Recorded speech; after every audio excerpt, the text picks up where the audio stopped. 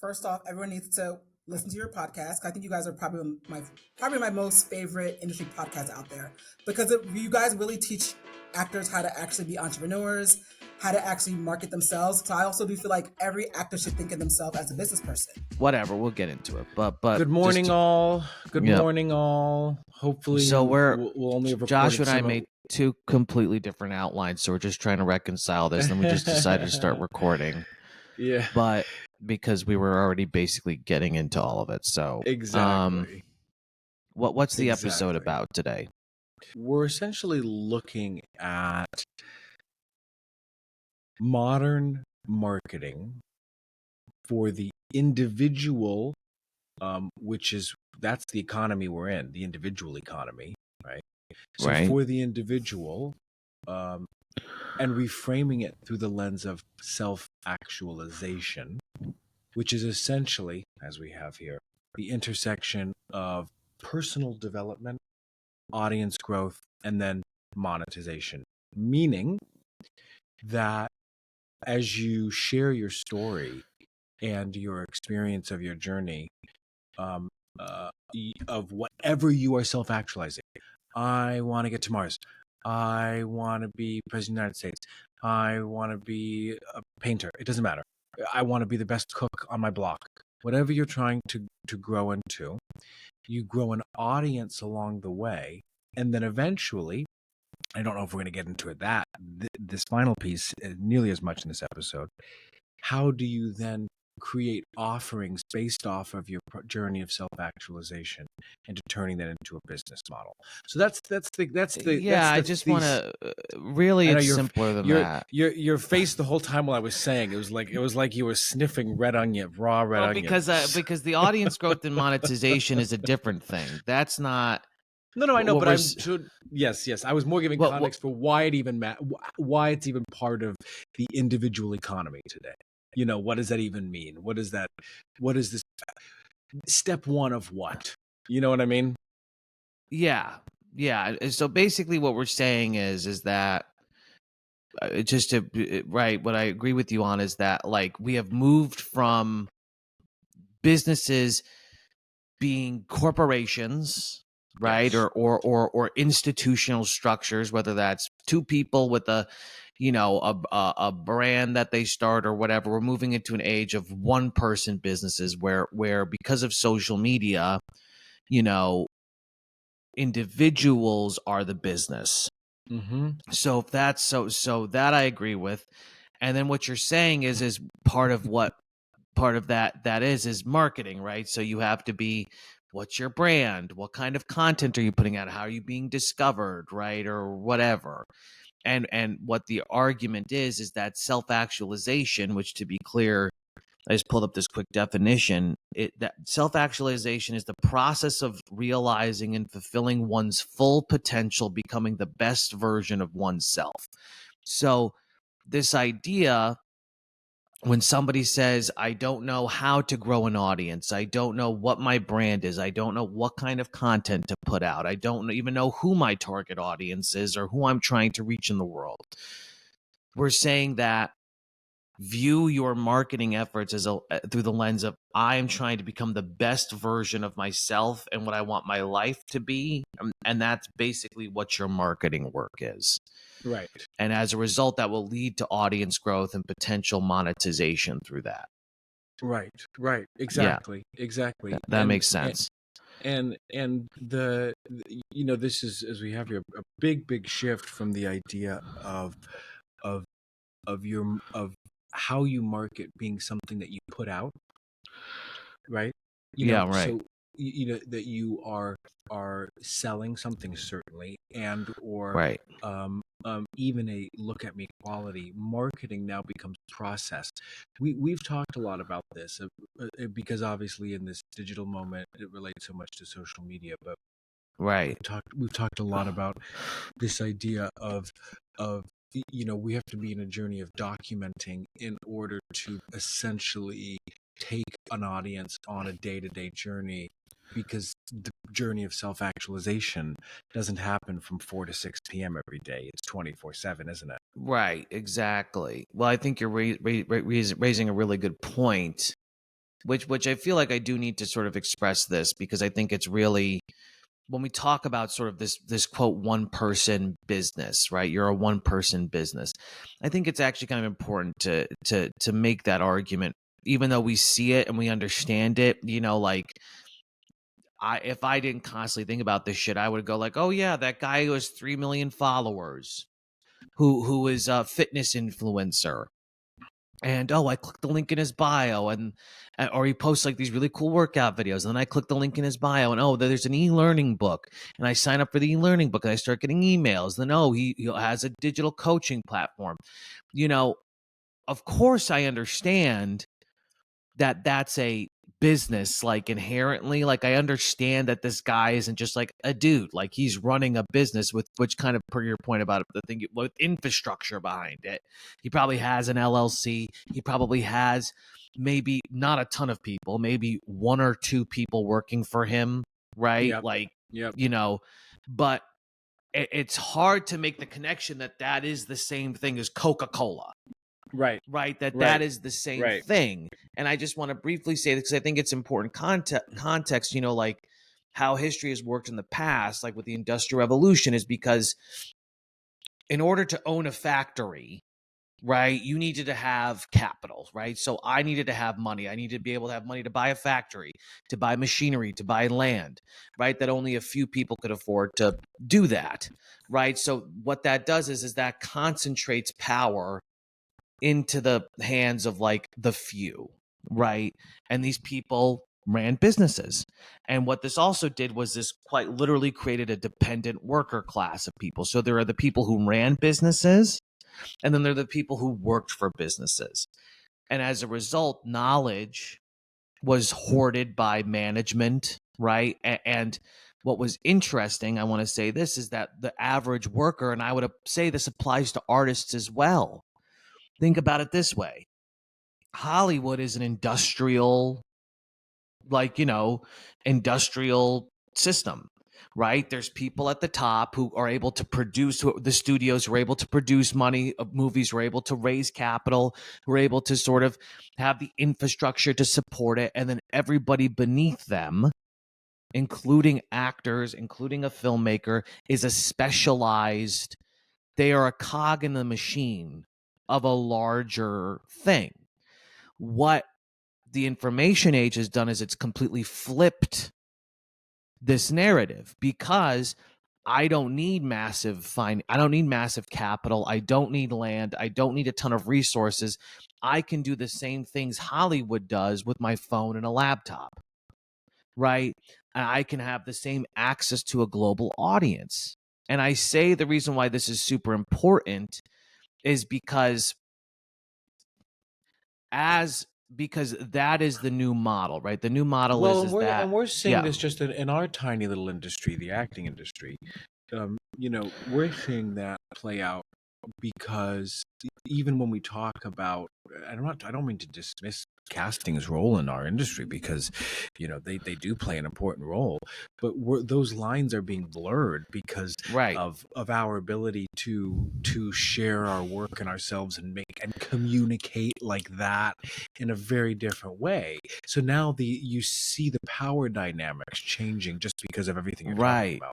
And I would even say what's interesting about this, the last thing I kind of want to say about this interesting switch, is that literally, if you view it like there's a specialized worker force, right, that serves the people in power who own the businesses, the person's value is how well they can perform a specialized skill, right? So how, for the guy who, cranks the, puts the axle on the car, that's all. He doesn't need to have, I don't care what his political beliefs are.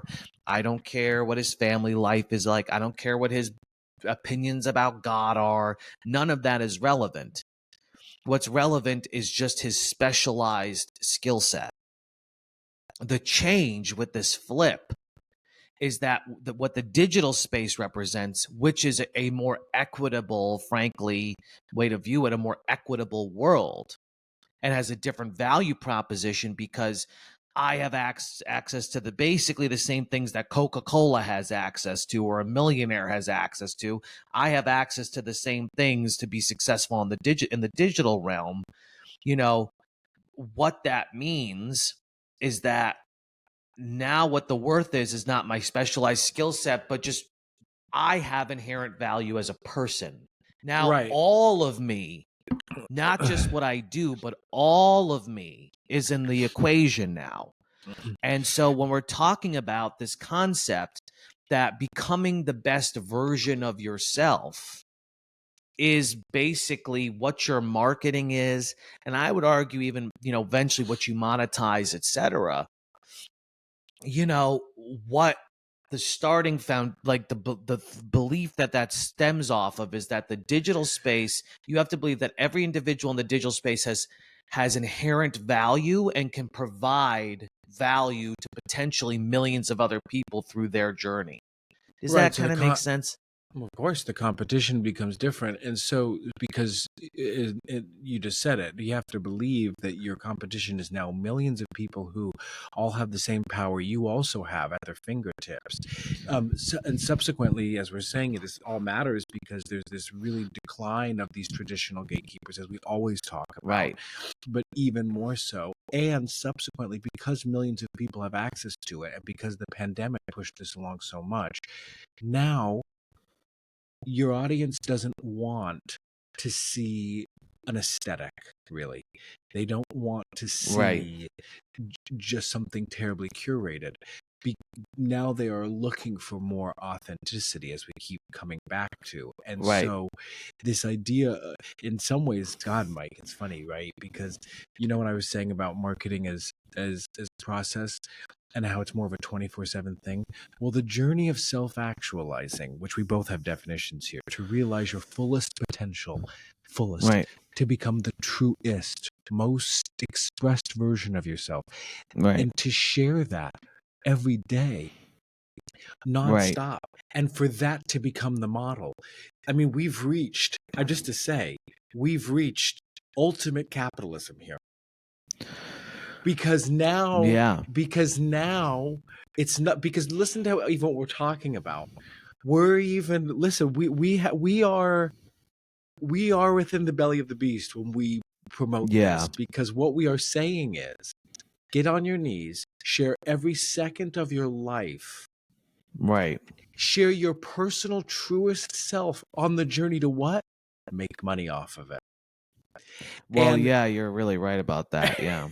Well, there is no it's kind of work-life crazy. balance. There is no, well, Exactly, that's the exactly. difference, right? The difference, and that's what I mean, where it's like, and sorry to keep hitting this point, but this is where this is coming from, is that when you're an employee, when it is my job when I get hired, whether I'm getting hired to, again, work on a factory line or to be in a TV show, there's clearer boundaries.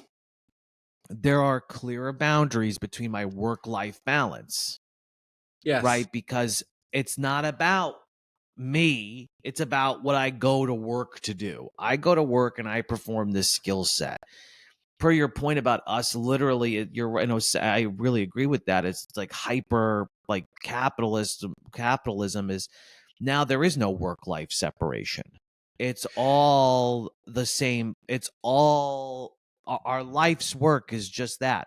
It's our life's work. It's the entirety of everything we're doing, and whether that's I'm Well, working on this. look at Yeah, this next point, Mike, because I think this is so. yeah, And I didn't even mean to write this like this, but this is so. I wrote, and therefore the artist is an influencer, but not in the pejorative sense, more so in structure. So what that means, per kind of what you're saying, is like the structure of what? Well, the structure of our day to day, yeah, the structure yeah, of our lives becomes the and listen, I think this is a really, when you watch people do it with ease, um and I'm thinking of Jeremy O. Harris, who's even a little older, and it's amazing that he's able to do. I'm thinking of our folks, I'm thinking of Isaac Powell. I'm thinking, um Jelani, who we've talked about, people who have found a way to I'm not even talking about are they self-actualizing the way that No, we you're are talking about talking about it. what you're talking about with the structure. I want to be clear is you're talking about Yeah, thank basically the you. I'm process getting of myopic. documenting. Yeah, I'm getting myopic. It- But I'm saying that no, that's no, a but lot for us. what I'm agreeing with is that they're sharing, they're very active in documenting where they are in their journeys, Right. even though Right. that's not how they may word it, right? Right. But like, take Isaac Powell, like he is putting forth a very clear, he's living his best life. You know, it's not about like I'm out here bettering myself trying to be, no, that he's Right. not doing Right. that. He's not Right. putting out quote knowledge content, right? Right. But he's Right. got his super hot boyfriend. They go to Right. waterfalls. He plays with his frogs. Right. But I'm saying like he is living, you know, he's on a farm playing with whatever, you know, people. It's like the fun and carefree artist sort of thing. He's selling sort of this like Right. Exactly. vision, and Exactly. assumedly that is actually the life he wants to be living.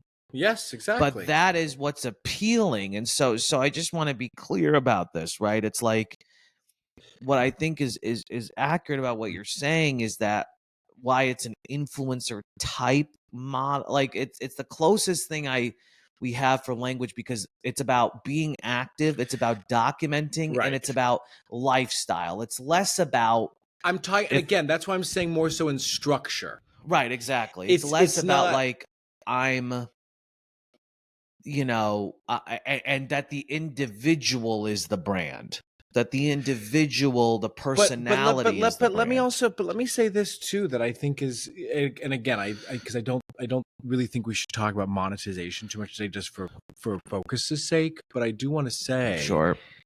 that, because we will get to, we do want to talk about some examples of people who are doing this for even outside of the creative space. And um um sorry, I got distracted. The artist who's self-actualizing, when they get to the monetization piece, it might be lifestyle focused, and this is the Dan Coe point. Who knows where your journey of self-actualization will lead to in terms of what business it is, and where Right. that's valuable, in my opinion, for the artist to consider, is that when we've often talked about the need to diversify interests, all that, not only that, um, when we talk about secondary income and making money for as artists, sometimes that might come in the form of something that's not directly related to the art you're making, and this Right. could tee up. Does that track what I'm saying? No, yeah, and no, well, yes, that you're saying that. Well, you know, I think you're talking about two different things. Number one, in a good way, which is like this is just more.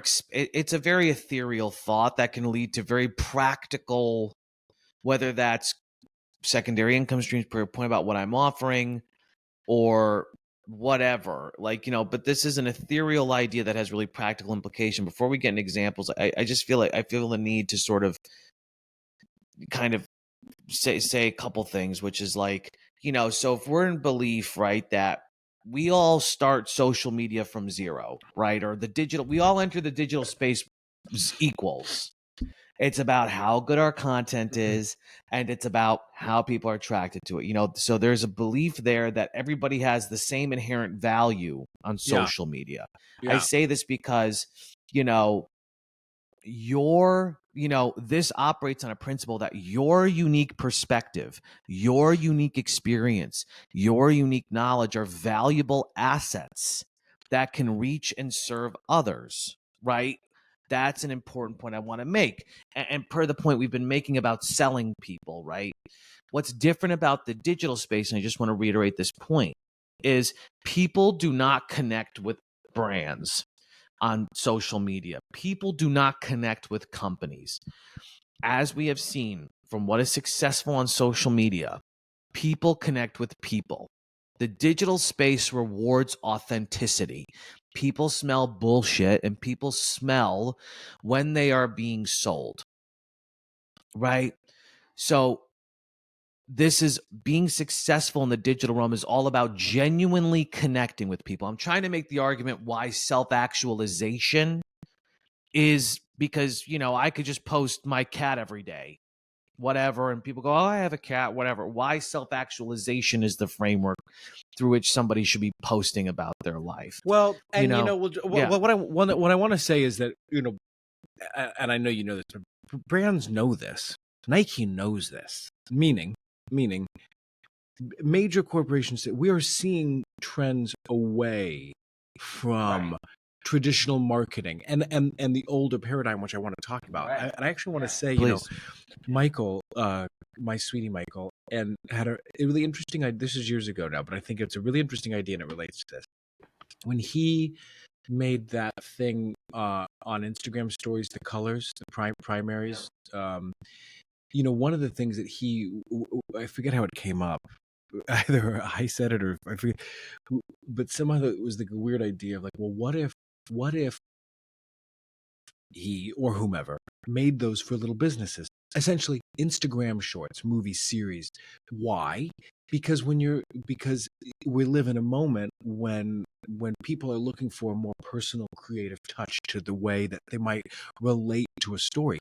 So if a filmmaker Authentic. comes in and makes and this is not new, filmmakers have made But even many. take, like a lot of people we've talked, how many times in our personal business have we talked about this? People with successful podcasts, with successful even television shows or whatever the fuck, they have, less and less people are setting up individual Instagram accounts for like a podcast, for like a web series, for like because people are less inclined to follow something like that because they know the whole point of that thing is not expression, is not authentic. It's to get you to listen to the episode. It's to get you to go watch the thing. It's to get you to donate to my movie or buy my shoes or whatever the fuck. Whereas it's when it's through it's easier to grow an audience from a personal angle because it's human, right? It's more human. It's less about selling. Well, And so let's talk about I some of just these. Oh, please, Mike. I'm sorry. well, Go ahead. before we get into the examples, let me just say this. No, You not know, examples. oh, I don't want to sorry, get. I sorry. don't. I don't want to get to these examples for a long time. Okay, great. I just want you to know. Oh, the old paradigm. Because we got a This lot before the examples. Sure. You said examples, and I thought you were going to jump right into it. Okay. No. In fact, the examples are kind of the least. We just want to throw out some names if you want to do some research. But I just think it's because you're getting it. You're talking about the old way of marketing, and I think Right. it's worth having this consideration just for full context. I Right. do think that this is a really interesting idea. Build it and they will come is an old marketing idea. If you just make it happen, then your natural audience will somewhat come there. And what do you mean by, I'm still a little, can you elaborate on that? Well, build it and they will come is it's an old idea that if you create something simply that's good, right, of So value. I make the best shoes. Exactly. I make the best shoes. Okay. That people will naturally be drawn to it. Even without really extensive marketing. If the product is good, it will just find its audience. And potentially, correct me if I'm wrong, I think that I will always, I think that probably ended in the 50s in some respect with advertising, but it was more about how good the product was. Exactly. So Bounty, the quicker picker upper. It's like I can come up with catchy phrases or whatever, but it's all about how good the product is or what it does better than anybody else, or that's really its unique selling. That's its unique selling proposition is how well it does something. Is that The cream is will that rise to the top. The cream will rise to the top. sure? And there may have Is to it? be marketing behind that and advertising, but that's the angle, is that it's about how well it works or how good it does. And I think Yeah, your point that this isn't. These are all old ideas. That's what we're talking. sure. I'm not saying these are the ideas at the moment. These are, and I think not only to your point with advertising really changed that game, but now fast forward to 2020s, even more so because Hmm. it's with the rise of the individual creator. This is even less of a. Now it's worked its way all the way down to the little person. Um, um. Well, I'm So even thinking about like a Red Lobster. I know this is stupid. I'm thinking about like a Red Lobster commercial in the 90s. Okay. You know, what's different is like, a Red Lobster commercial was all about, oh, how juicy the shrimp are, how cheap the thing is, or whatever. It's about what it is. Now the main form of marketing a lot of these companies are doing is influencer marketing, where influencers, it actually exactly. has nothing to do with the brand. It has very little to do with the unique selling proposition of the business itself. They're not like, the biscuits are super buttery, these are the most buttery biscuits you can ever get. It's more about like, oh, well, we're gonna have this, you know guy who his thing is that he's always trying to do this or whatever. This is like what his whole thing is. There's opinions. He's, you know what I mean. It's like it's less Well, about I the brand do. and more about the influencers they're partnering with. It's literally this sentence. Marketing, an old view is marketing is something you put on rather than what it needs to be, which is something that comes from within. So what you just said it. The best shrimp in town for $9.99. That's something you put on. What comes from within? The guy going into the Red Lobster who has his 2.5 million followers. I eat the shrimp. Yummy, yummy, yummy. That comes from within as opposed to something you put on. Does that make sense? No, from Literally within, you mean? literally Do you the mean? clearest idea ever. No, So it's not. so It's so as a literally not. That's why as something you put on. it's How is saying this is nine so ninety let me nine? well when you just it's literally what you just said. That's this is just ending. You said 1994. Come to Red Lobster. Yummy shrimp 9.99, right? Something you put on. Here's our thing. It's really as opposed to coming from within, more personal. Oh, the company isn't even doing it. An influencer, a I see. regular So you old literally mean person. like. So you literally mean like the guys inside the store. No, it's literally what you just said. I'm No, just I'm summing just it in a put on in the sentence. within thing. What I'm just trying to break that. So you're Okay, saying like, put on commercial, the 90s commercial. Put on okay, but when within. you say all no, you're No, so tell me, annoying. I'm tell me. asking you're I'm Well, how is one I'm put on? I'm yes anding yours, and you're going. Put on. What do you mean? Put No, on? what do you mean? No, I'm just asking what do you mean by one is put on, what Okay, that framework, one is put on put because on one like a is, show, like it's like old narrative, I old see. marketing being something that you put on like you again. The commercial is a great example. This is the thing that I'm selling. It's really yummy and it's costs this One much is money. more produced or like curated. Exactly. Okay. And That's all I coming agree. Okay. and coming from Yeah. within, by the way, that could mean that's going to obviously look within. Exactly. I should have put quotes around it because that's going to look different for the vintage store down the street and Red Lobster. So what you're saying basically is like, okay, like, there's, one of my favorite things that they do now, because you and I see the breakdowns, is when it's like a well-produced Chipotle commercial where it's like some, moments like, we 45% of our employees go to Right. college, and some lady's putting the guacamole and it's all beautifully shot and it's like Chipotle. That's like Right. very produced, very Right. curated, put on. I get Right. what you mean by, I just didn't know what you meant by put on. Yeah, exactly. And So then to produced, curated. Whereas now what they also do is they fake people film like they're influencers. It's like, oh, I love the new exactly. Chipotle bowl. It's fucking delicious. When you think that you're literally watching social media testimonials, when really those are actors who are cast in things. Or to be clear, just to be clear, no, they're literally other. This is what I'm saying. Forget the commercial piece. They'll hire an influencer who is not associated with the brand to pay Yes. money to go do that. And that's what I mean by coming from within.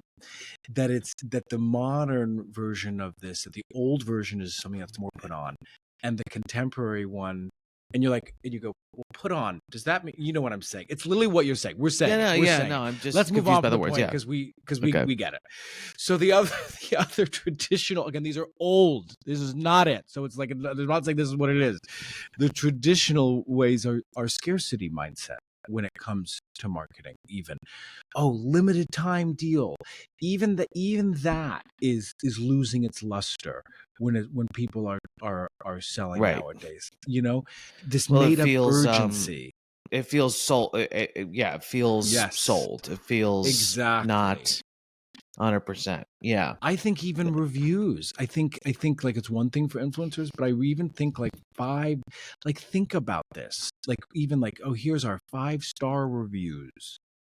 That it's like, okay, it's not that it doesn't matter, but it's funny. Like when I go to a website, I go like I don't know what's a Brooklinen, and on their own site they have all these 5. I don't buy them. No, you go to Reddit or you go somewhere. Interesting. Exactly. So Yeah. we can get real information.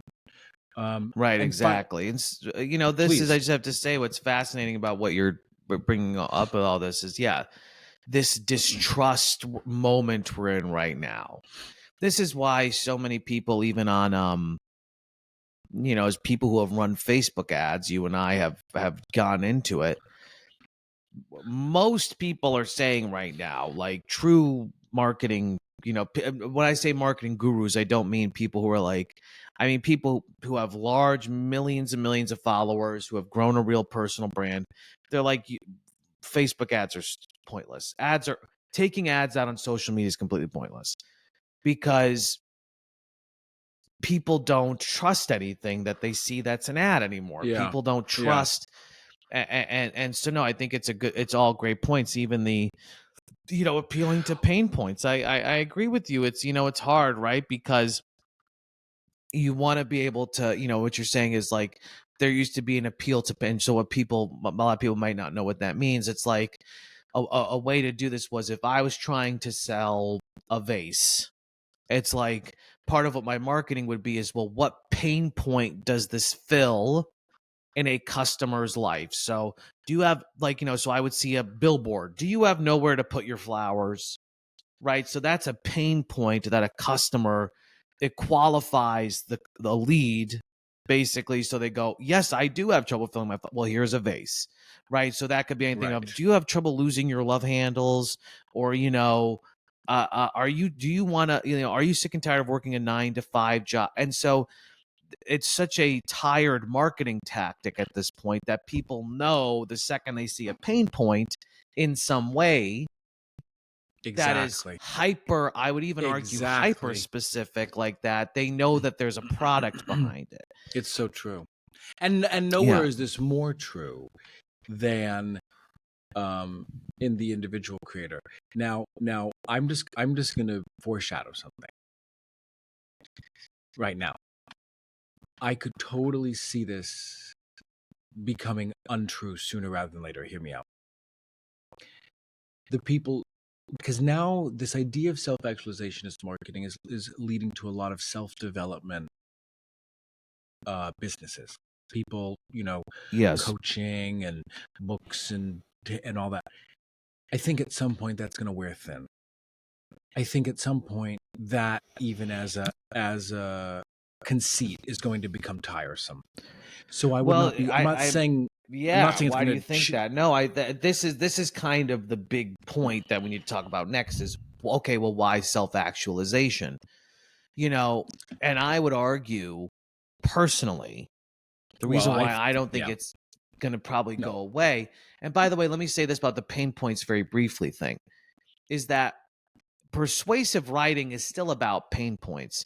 You still need to create conflict. You still need to, talking about a pain point, do you want to lose 45 pounds is still a really effective way. Yes. Out of the 2 million people who see that post, for 500,000 of them will want to do that, right? So but the difference now in how it's done is it's talked from a personal perspective. Right. I was sick of my life, here I was, Exactly. 300 pounds. My life was miserable. I am conveying it. It feels more authentic. It feels more personal, and it feels more reliable because I'm not a business trying to sell. I Yeah. am somebody who experiences something, who But experienced something. So it feels authentic as opposed to, and that I actually can speak about it because I have experience as opposed to, so you see so pain I points are still part do. of the But what equation. I'm They're just done saying, differently. is that how saturated will that market be? Take the Well, here's why I 45. don't think it'll ever be saturated. Let me To finish move the on thought to though for your a second, point. because Yeah. because the 45 pounds thing. Okay, it's one thing when Weight Watchers and Jenny Craig are competing to help it. It's another thing when 3.9 million people over the globe are trying to play the same game online, and it becomes truly survival for the fittest of self-actualizing and then sharing your product. The landscape becomes, I mean, I'm curious about the evolution of what the product It's a ultimately great becomes. point. Well, what you're saying is I think this is your point about the competition piece earlier. Is that, just to be clear, Jenny Craig and Weight Watchers, are competing with the guy who has 3 million Instagram followers, who's selling a workout app, a nutrition. Now let me just say this.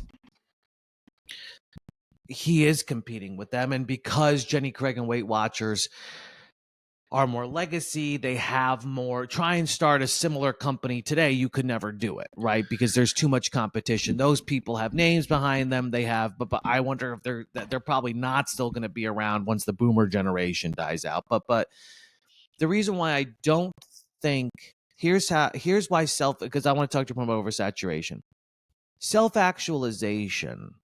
So, in other words, me bettering myself is a really good way to break through the noise and connect with people, is because whatever journey I'm going on in improving myself, most people are trying to transform in their lives.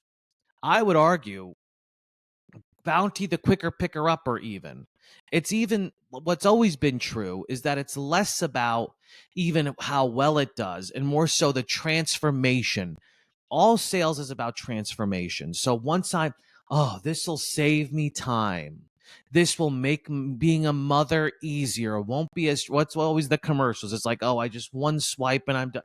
I'm a mother moving with ease with my paper towels. So the reason why self-actualization makes sense is because all business is transformational.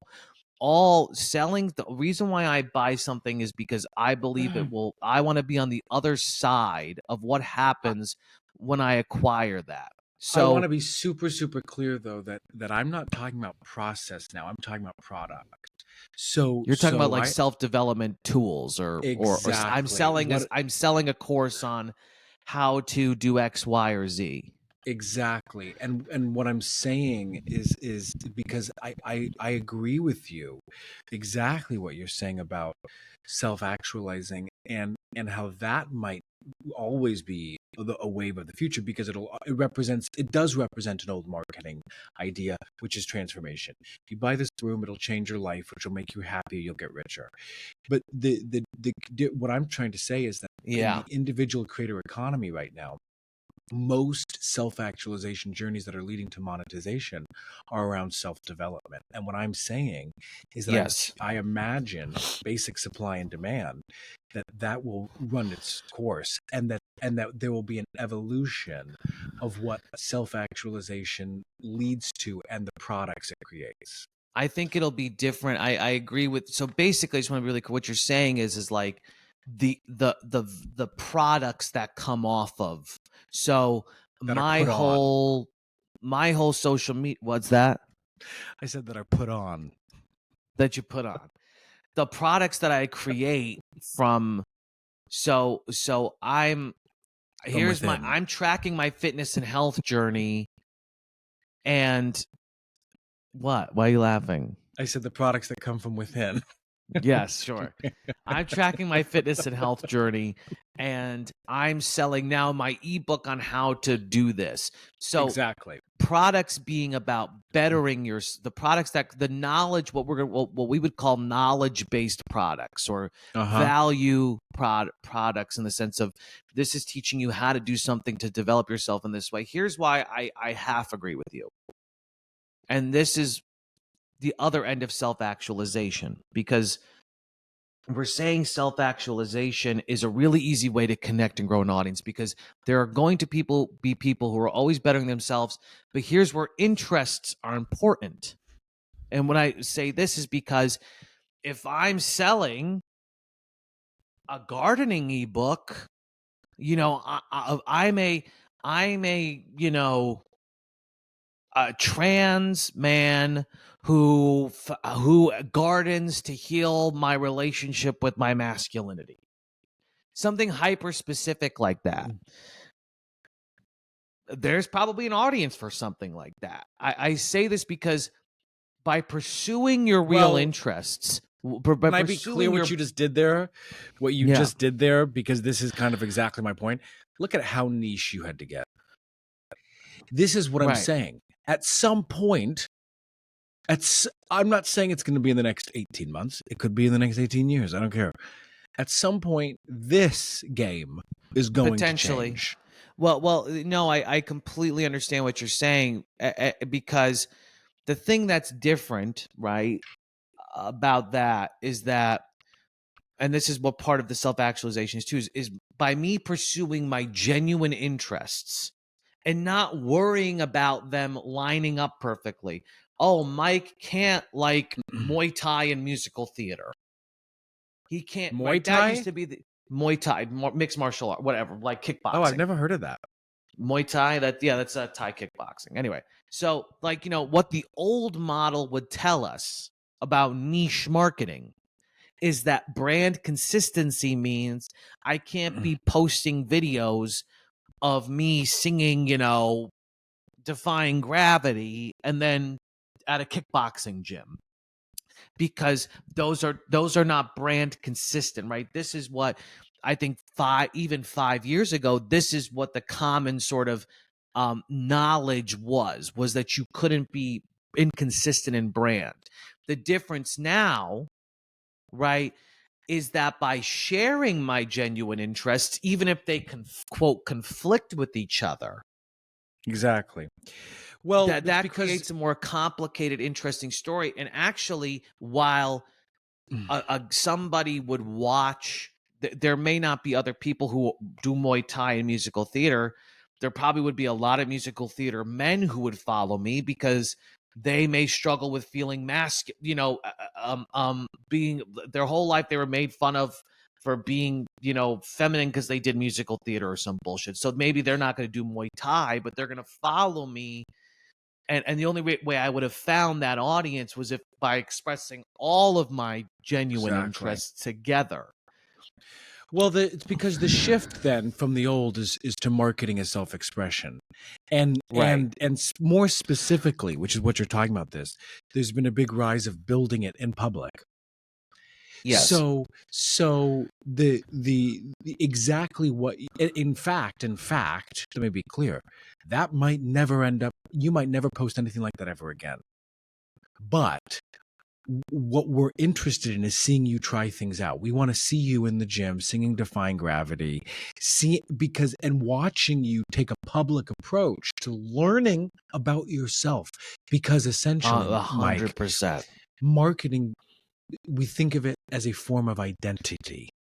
So, and A I'm sorry to hundred kind of have percent. this. You find your voice by using it. So that's a really important thing that you're bringing up. I also think this is really interesting, and you tell me how this plays into it. I was reading about this. Marketing is generosity, meaning that the value that you provide to your audience is documenting the journey. It is offering reflection. It's resonating with your audience on a personal level. It's mental health world.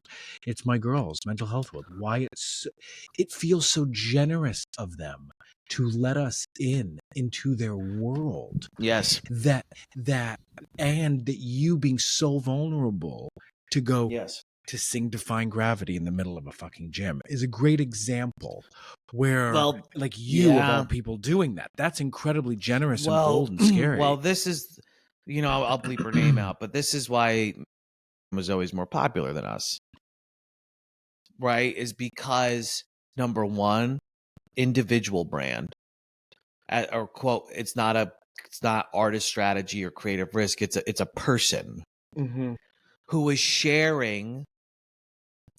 Today I woke up and somebody, a producer misgendered me, and now I've learned how to, own.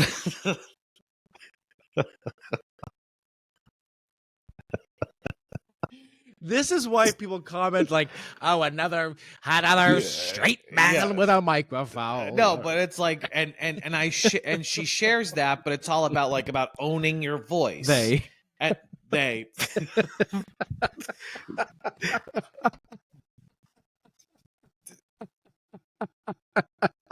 But they share that, right? And then it's a long ass caption, and it's a picture of them.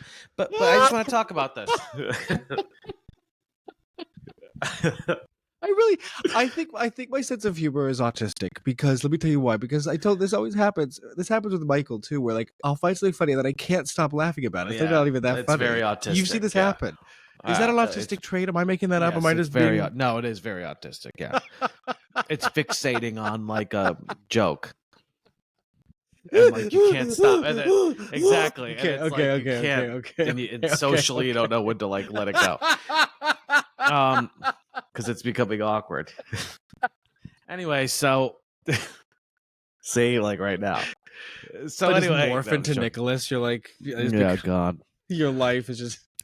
It's always that. No, but but like, right. So they post that, and it's a long ass caption, right, about how this happened in an audition. The producer misgendered me, da da da da. And then what is it eventually? This is, listen, they were good. They were fucking good, and eventually it becomes about how to own your voice, and eventually becomes how to stand up for yourself in the business, and da da. And that's what this person did. This person was right, and it's Stop. Too much. You can't say that. Okay, I'll bleep that out. Okay, but okay. This person taught actors how Doesn't to even matter. own that. But you get what I'm saying, though. Yes, it was from a personal angle, and so the thing that you're saying is that, put simply, your brand is what you are leading people to. Exactly. So, and subsequently, it's what you're leading yourself to, the vision of your life, which is self-actualization. And what I appreciate about what you're talking about is the process. It's not about, it used to be like, I have to decide and know perfectly what it is that I'm doing, who it is that I am, so that I can come, and so people aren't confused and like, who is this? What are they? What is this person? No, it's about the process of this person discovering who they are.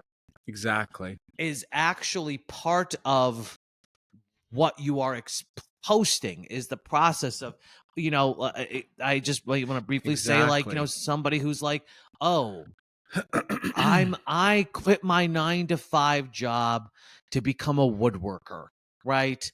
And I'm posting my journey of learning how to woodwork, right? And I just learned how to do this, and I'm struggling with this, or blah blah blah blah. Sharing that journey is actually really important, because even though I may not be interested in woodworking, I'm actually interested in this guy learning how he's going to make his passion I can relate to that. Do you know what's a big part of his life? Do you know what's a big part of all of this that you talk a lot about is I think this we're all fighting not to homogenize. And so when we see people individualize and own that and find their way in the world as a person, I think Yeah, it's incredibly that's a really good inspiring to point. us, That's a so really that we good point. so that we don't get lost in the sea in a lot of ways. And in Right, fact, right. because this idea of marketing is generosity, essentially then you're helping people who are a few steps behind you. And this is why the Great point. actualization process is super interesting, and why I can't remember if we were talking about this Really good on point. air or not. But this is why the acting thing actually it just for our actors out there, it will be of interest to some people. I still Do you know what think I'm saying? about this. Well, yeah, I still think about this a lot. I'll never forget, like, this was a couple years ago. This is maybe even like 4 years ago. I was listening to some entrepreneur, I forgot who it was, on a podcast talk about what their target audience was. And he said it was me 5 years ago.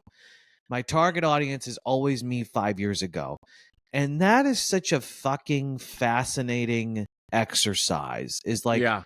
what if Yeah. I am making content for me 5 years Yeah. ago? Like, Uh-huh. it's actually really, really powerful to think about it that way. Yes. And the homogenous point is such a good example, because think about it this way: is when you're seeing people better, because what are we most of us doing? We're doom scrolling online. You know, social media makes us more depressed. It's such a you're almost primed in some ways to watch somebody pursuing their passions, pursuing their dreams. You're almost primed for that because you're in such a dark Yeah. place with social media all the time. Like, Yeah. Exactly. and yeah, and we'll get to this, but like, what does this mean for artists is of all stripes is a really good question. But yeah, so this is a great point that you're making, that sharing the process, the journey of Well, and I you know, fulfilling we that say this. vision. I know we say this a lot, but it's funny because I think you are in a better place to do this. Let me be clear what I mean. Like when I just think about you and I in this, you know that I'm a very private person. Like I have no filter. Like I'm actually a pretty honest person, but I'm also a very private person. And I struggle with this idea because I do like to compartmentalize my life, and more. Well, it's not that I think that's implausible. I don't think I I um I I don't think it's impossible to compartmentalize, but it's you are someone, Mike, who wants to live a fully unfiltered life. You are someone who wants no preconceived notions of how someone should be, nothing put on, we shall say. You are someone who wants to live in their truest self and does so with ease, if I may. And I think that if you were to, literally, Mike, imagine it. I'm not kidding, not to be grotesque for our audience, but if you on the toilet just selfie at 8:48 a.m. Like you are comfortable sharing that, and people would come along for that journey. This is really hard for me to be in process like that because I've just always been someone who's been a little more insular. And this is a real unfortunate turtle shell for me that I do believe ultimately hold me back, to be honest with you. And it's a big hoop for me to try to get through. Yeah, well, because think about it this way, it's like, yes, and I think that it's that, like, because at the end of the day, right, all of this is about what I am posting is really about the vision of, it's about where I'm going towards. And so the question is like, whether it's sharing, I don't think I somewhat, don't agree with, and I'm not saying you're saying this, but this idea like, oh, you have to document everything, like what I ate for dinner, or what, like, Sure. or I what, know. I'm because being if it's extreme. not relevant to really my Sure. journey of That's fair. fulfilling the vision of my life, I don't need to document everything. But the question is are you okay with clearly understanding what it is you want your life to be, what you're moving towards, and being open with that journey? and not being perfect with that journey. That's Are just to be you? You know, clear, do you? just Yeah, that's what you just said. yeah, It's funny. Again, I'm plenty self-incriminating and or deprecating, and I have not will. I'm happy to share my struggles, but but also with it, mm, with to a point, and and I think it's not about a sense of perfectionism with me. I don't need to be perfect, but I am careful. Um uh and I think we don't need to mm, psychoanalyze, my where it necessarily all comes from, but there's a lack of, you know what it is? It's the lack of willingness to try the shit out, which is a big part of what we're talking about. yeah, sure, sure, To be actually where I feel most comfortable doing it, because we are talking about socials, and is TikTok. On TikTok, I feel much more, and I'll tell you why I feel much more comfortable on TikTok, because I mean, people I know follow me there, but not really. And so I actually feel like I'm just yeah, talking to a bunch of strangers. And I'm willing mm-hmm, to put stupid shit out there that's kind of mm-hmm. cringe and see what hits. I guess let me ask you a question though. Because in my opinion, you are an example of someone who's so unique, who's doing this, Mike, who is doing what we are talking about. I mean, in your life, you are doing this in a really interesting, open-hearted way. I would argue that's what this podcast is. I would argue Yeah. that's what when you Yes, I write agree those with that. newsletters, that's what those newsletters are. And so my question for you, because the whole point of this is that if we use it as a way to, you know, move forward, where is the gap between what you're Hesitation. experiencing? Yeah, tell me more. And I'm listening. I'm just, Well, but uh, um, talk about it. Talk about it. well, I think the hesitation. You can hear that ringing, I assume.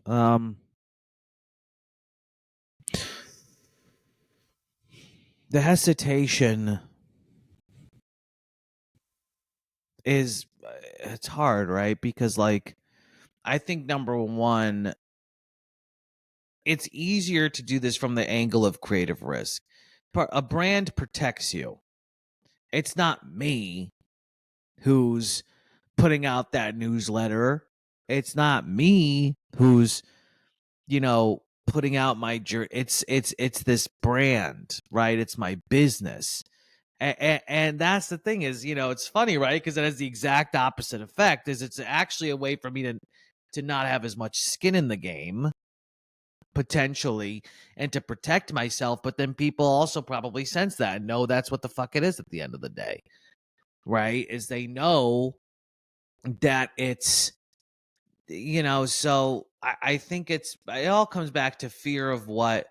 And you think about it, right? And this is where the commonalities lie. This is why the work-life balance thing is interesting. As you know, I have a lot of interests and a lot of areas I want to develop my life in beyond being a successful actor, right?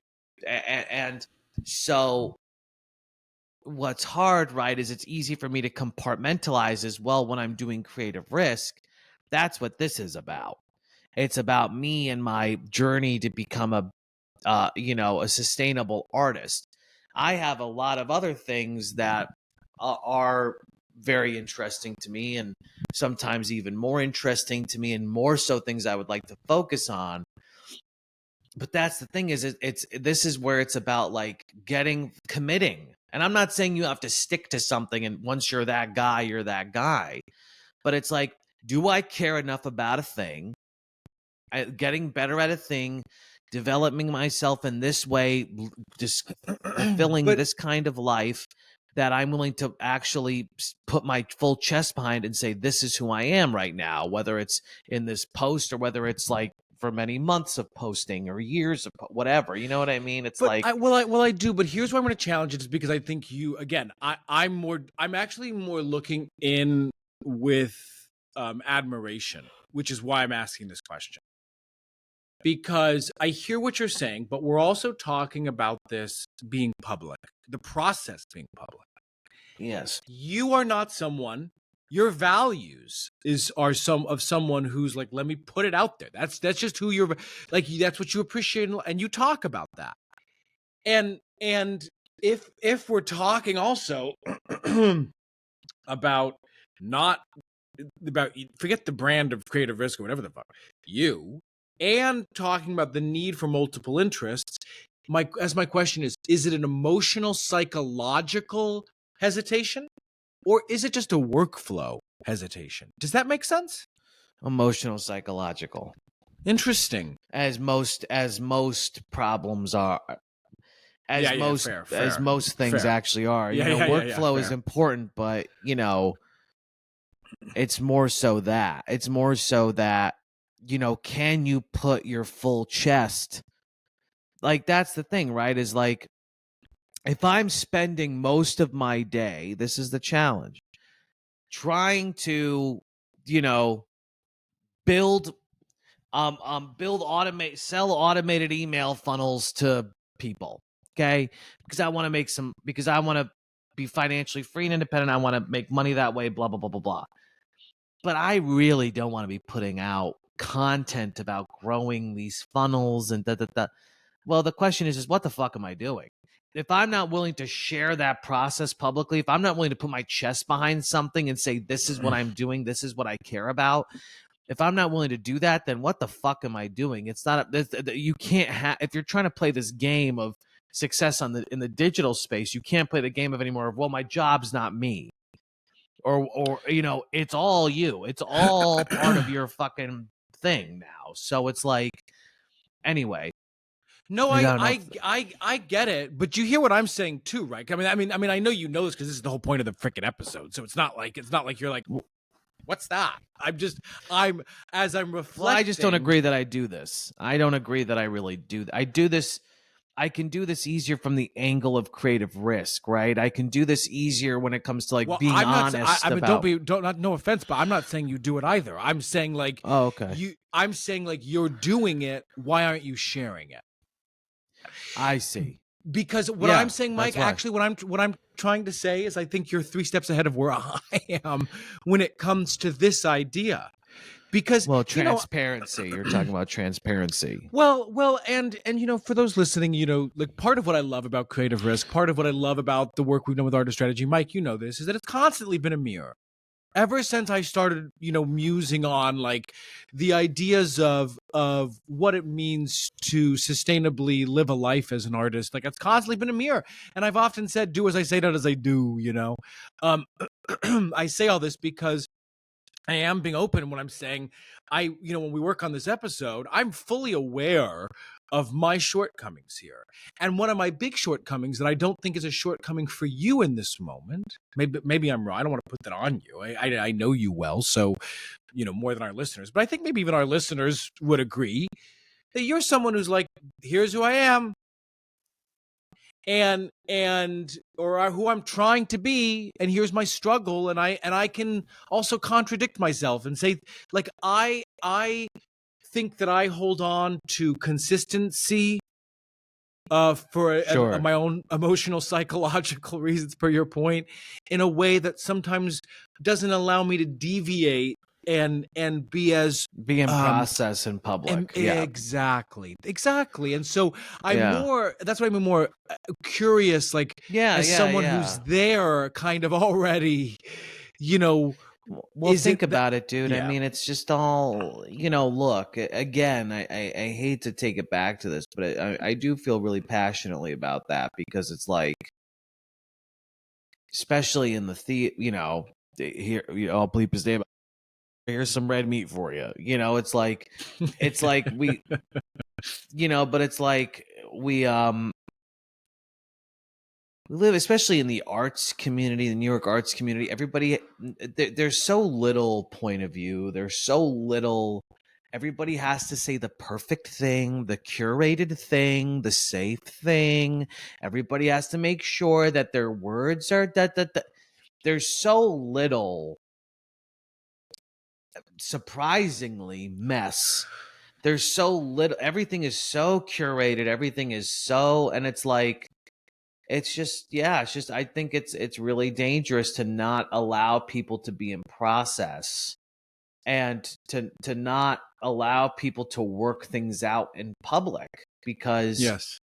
that's where it is Well, now, and but whatever. I'm so sorry. But I guess I I just need to contradict that thought. That's Sure. you can. You can. Yeah, you can. Sure. I understand. That's what this is the problem. This is what we should be doing. I Is a agree. Yes, I understand. So I know you agree. So what I'm saying, but I'm saying I just don't want to frame it because you said you can't. You can't, and I know you were Oh just no, it's a you turn of can't. You phrase. can't. Yes, you can. Of course you can. The question is, I think I well, the point is, I think there's immense pressure of societal pressure to not do that still. Well, Especially from a professional, when you try to be professional in a professional setting, it's like I can't be in process. exactly. Yeah, whatever. Exactly. But I just kind of want to say, just But you on this can. point, and then I want to talk about some examples. Again, we know we're in an influencer moment, which is essentially that we're all little mini media companies. We are all broadcasters, whether we Yes. like it or not. To your point about um, essentially taking safe approaches. Things like old school PR work, general press interviews, those things are a way of the past. All of that work can be done with your phones now, I did want to just talk about briefly some examples of people who have done this, who are doing it. Let's talk about Dan Coe as the top, because to the point, Dan Coe is the one who sort of instigated this whole conceit behind the scenes in which Mike and I were talking. Mike found him, created him. He created Dan Coe. And so Yeah. tell us who Dan Coe Well, is, and what about Dan Cortex, etc. Yeah, so what Dan's a good example of this, because basically he has, like, millions of followers, subscribers across YouTube and all the social media platforms. I would argue what he has done is, how he started was, he wanted to be a writer, right? So he wanted to express his thoughts, right? So what he does is he literally just writes, things he's going through, things he's learning, realizations he's having. He was wanted to really get out of being in a 9 to 5 situation and be an independent. He wanted to be an entrepreneur, and so, but he also was very interested in philosophy and sort of these deep. And so I think that he's a perfect example of self-actualization. Is like, if you followed him over the years, he has become the person he has wanted to become, Yeah. and has written about his journey along the way. And then what's fascinating, and just to say sort of briefly, is, as he was just genuinely documenting his point of view, his thoughts, his journey, whatever, right, you start to get feedback from an audience about, oh, this is what they're interested in. They're really interested in these ideas and these conceits. And then what you can do is that you start to, if you're now look, again, I'm excited to talk about artists more specifically, but this is what a lot of people do now. Is the process is, once they start to get feedback from an audience on what parts of their journey, their self-development journey, self-actually, that they're into, is, oh, how are you able to afford to live 3 months out of the year in the Bahamas? How do you do that? Or how did you lose Right. 300 pounds? You can start to make products Exactly. based off of those things. And so that's what, Dan Coe did, is he started offering e-courses, until eventually now he has grown a software product that has dealt with workflow, writing, basically managing a quote one person business all in one platform. So Dan is a really good example of someone who's taken his self-actualization journey and has grown a business off of that. Well, I'll briefly say, Courtney Romano, who we talk about more and more, she and I were talking the other day, and she sent me, I might even, I wish I could find it. I should have probably asked her before we recorded this. There's a friend of hers, an artist. She's part of a women's creative group, and one of them is selling I don't even know how she's doing this. Well, I'll tell you how it first came to me, and then it shocked me that she was selling. Courtney sent me her website where she was like, follow along on my journey of like finally holding myself accountable to writing poetry or whatever I forget what it was. It's some art. I'm going to finally do this. Follow along on my journey. And we were talking about this very episode that was upcoming, Mike. And then I realized that she's actually already selling it. She hasn't even self-actualized, and she's telling people what they're going to get by way of their journey Wow. of self-actualizing with her. But it's self-actualizing her, like wanting to be a better poet or something like Exactly. What is it? It's basically literally something like that. It's literally her like, and today it's like literally come along on the journey of like at 6 a.m. What do I write? Like she's now where she and by the way, where she might be making a mistake, by the way, is and why I said to Courtney I was surprised was it's one thing to self-actualize, grow an audience, because that's part of what you can do in the journey is seeing who's going to be interested. But to productize and it then immediately exactly. but well, I wonder how many yeah, sure. But if I may, it speaks. Listen, it could be a bad business model, but it speaks to the moment that people are seeing this and they're trying to do it now. Oh, yeah. Oh, no, I think it's a phenomenal example because, and you're right, that's unless that person they need to, that's what's hard, right? Is again, with authenticity smelling bullshit is, okay, who is this person? Right. People will look at that, people will go like, oh, this person has never published a poem in their life or never like had any sort of never sort of success with their poetry, or do they have a million Substack subscribers or something, or where that reads their whatever. It's like, well, then this person's full of shit. This person's a charlatan, right? And so, but that's a perfect example, right, of somebody who is literally taking something. And probably what's even more interesting, I just want to say, I don't know who this person is, but if they're tracking their other because I'm a mom and I actually work an account, like that all that context actually doesn't alienate people. It makes people go like, they see the universal principles. So, oh, this person's busy. This person has a family. This person has other responsibilities, and they're still trying to. So now it becomes even less about the poetry per se, and more about like this is somebody. What's the universal principle it's getting back to is, exactly. Oh, this is somebody who's trying to, in spite of their busy life, all their responsibilities, trying to follow a passion or trying to do X. Well, there's a guy named Robert Hartwell, and he went to the School of the Arts, Mike, and he was a dancer, I believe. I met him years ago. And he started getting into, he bought a home, and he started getting into design. And I don't know too much about him, so I'm sure I'm speaking out of turn, so please correct me if you want, whoever's listening and is so annoying that they want to correct me. But he started getting like house, like he bought a house, and he was sharing that journey. And now I'm seeing ads for him. It's Hartwell, not Haltwell, by the way. Hartwell? Yeah, I think I spelled it wrong. Robert Hartwell. Yeah, there he is. So he says actor, but there's actually a few. He was a host and executive producer. Oh yeah, this guy was featured on I just saw him on what was it, like Home and Garden or something. Exactly. This guy just popped up on something. Exactly. Because he bought a plantation house, right? He's black. Exactly. He bought a plantation house and made it about black joy, right? And now he's and it might even be on a whole other page. He's selling essentially transformation. Like he's basically doing, I will help you achieve your dream. Like that's basically what he's selling now.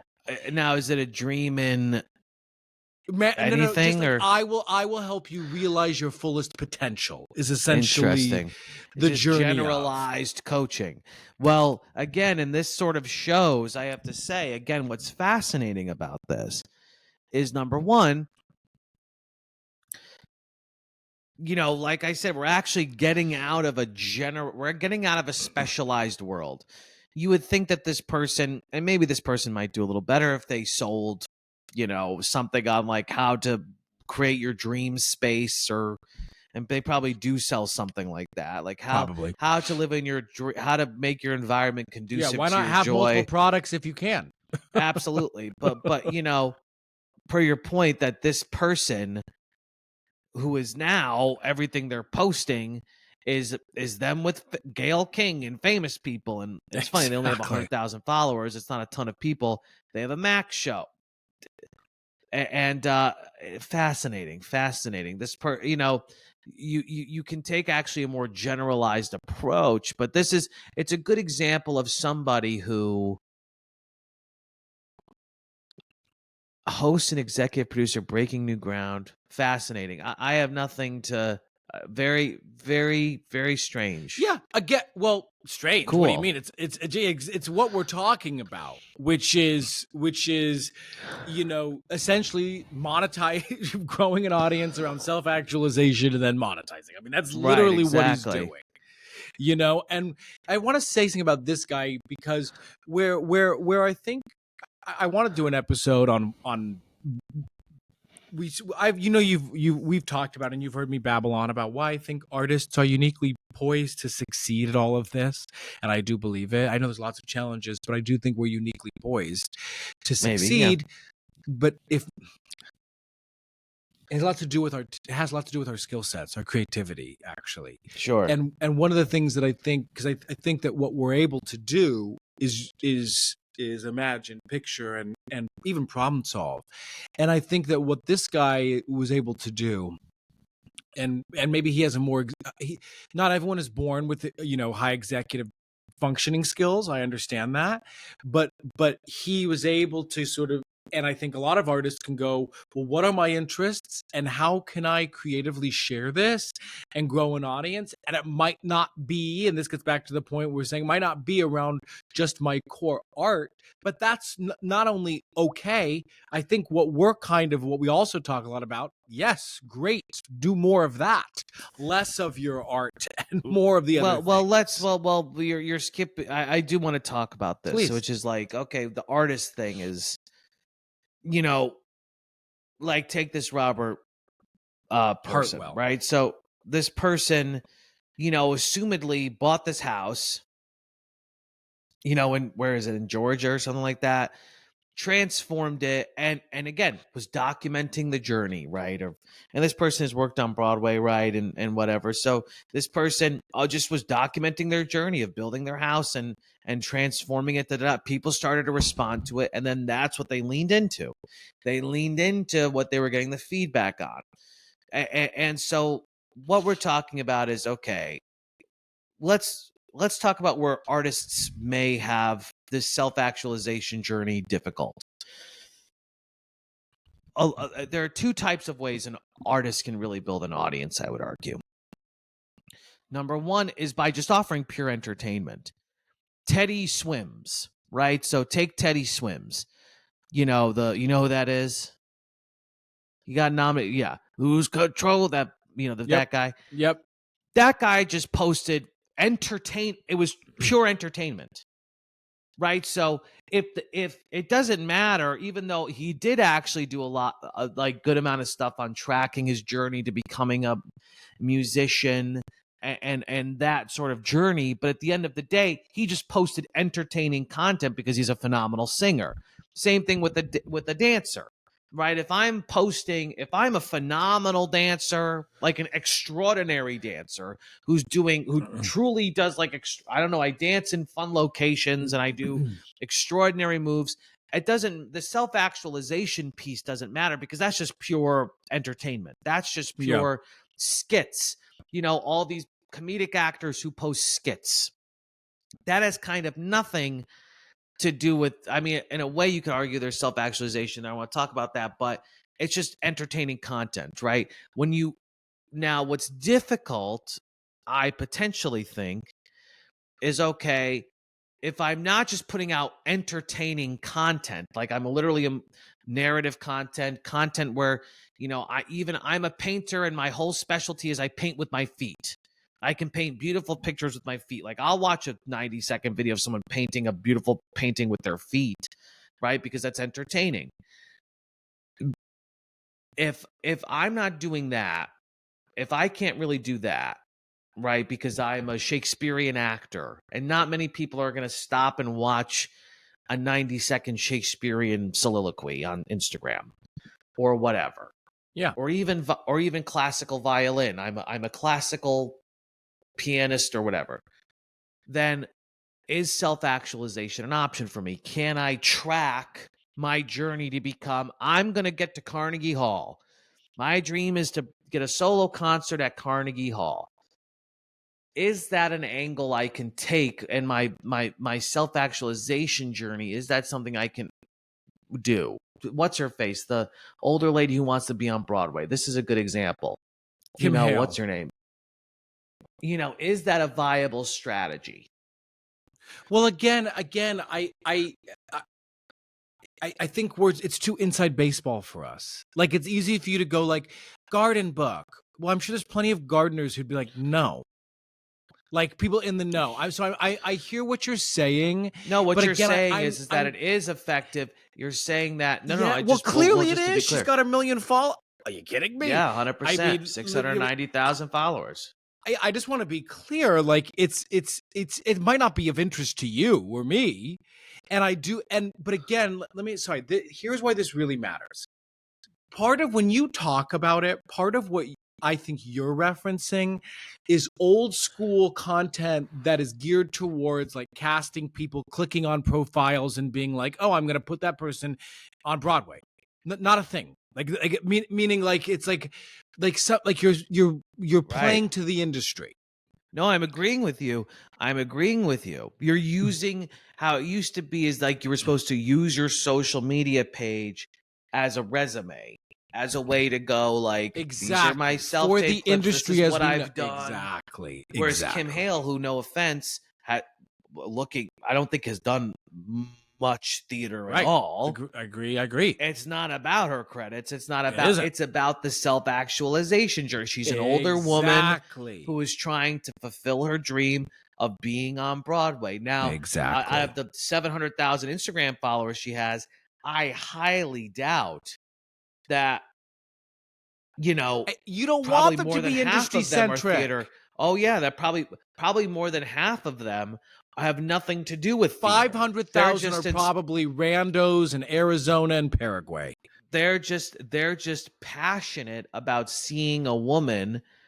Like, again, it's the universal principle. It's a second chance. It's an older woman who is pursuing her dreams.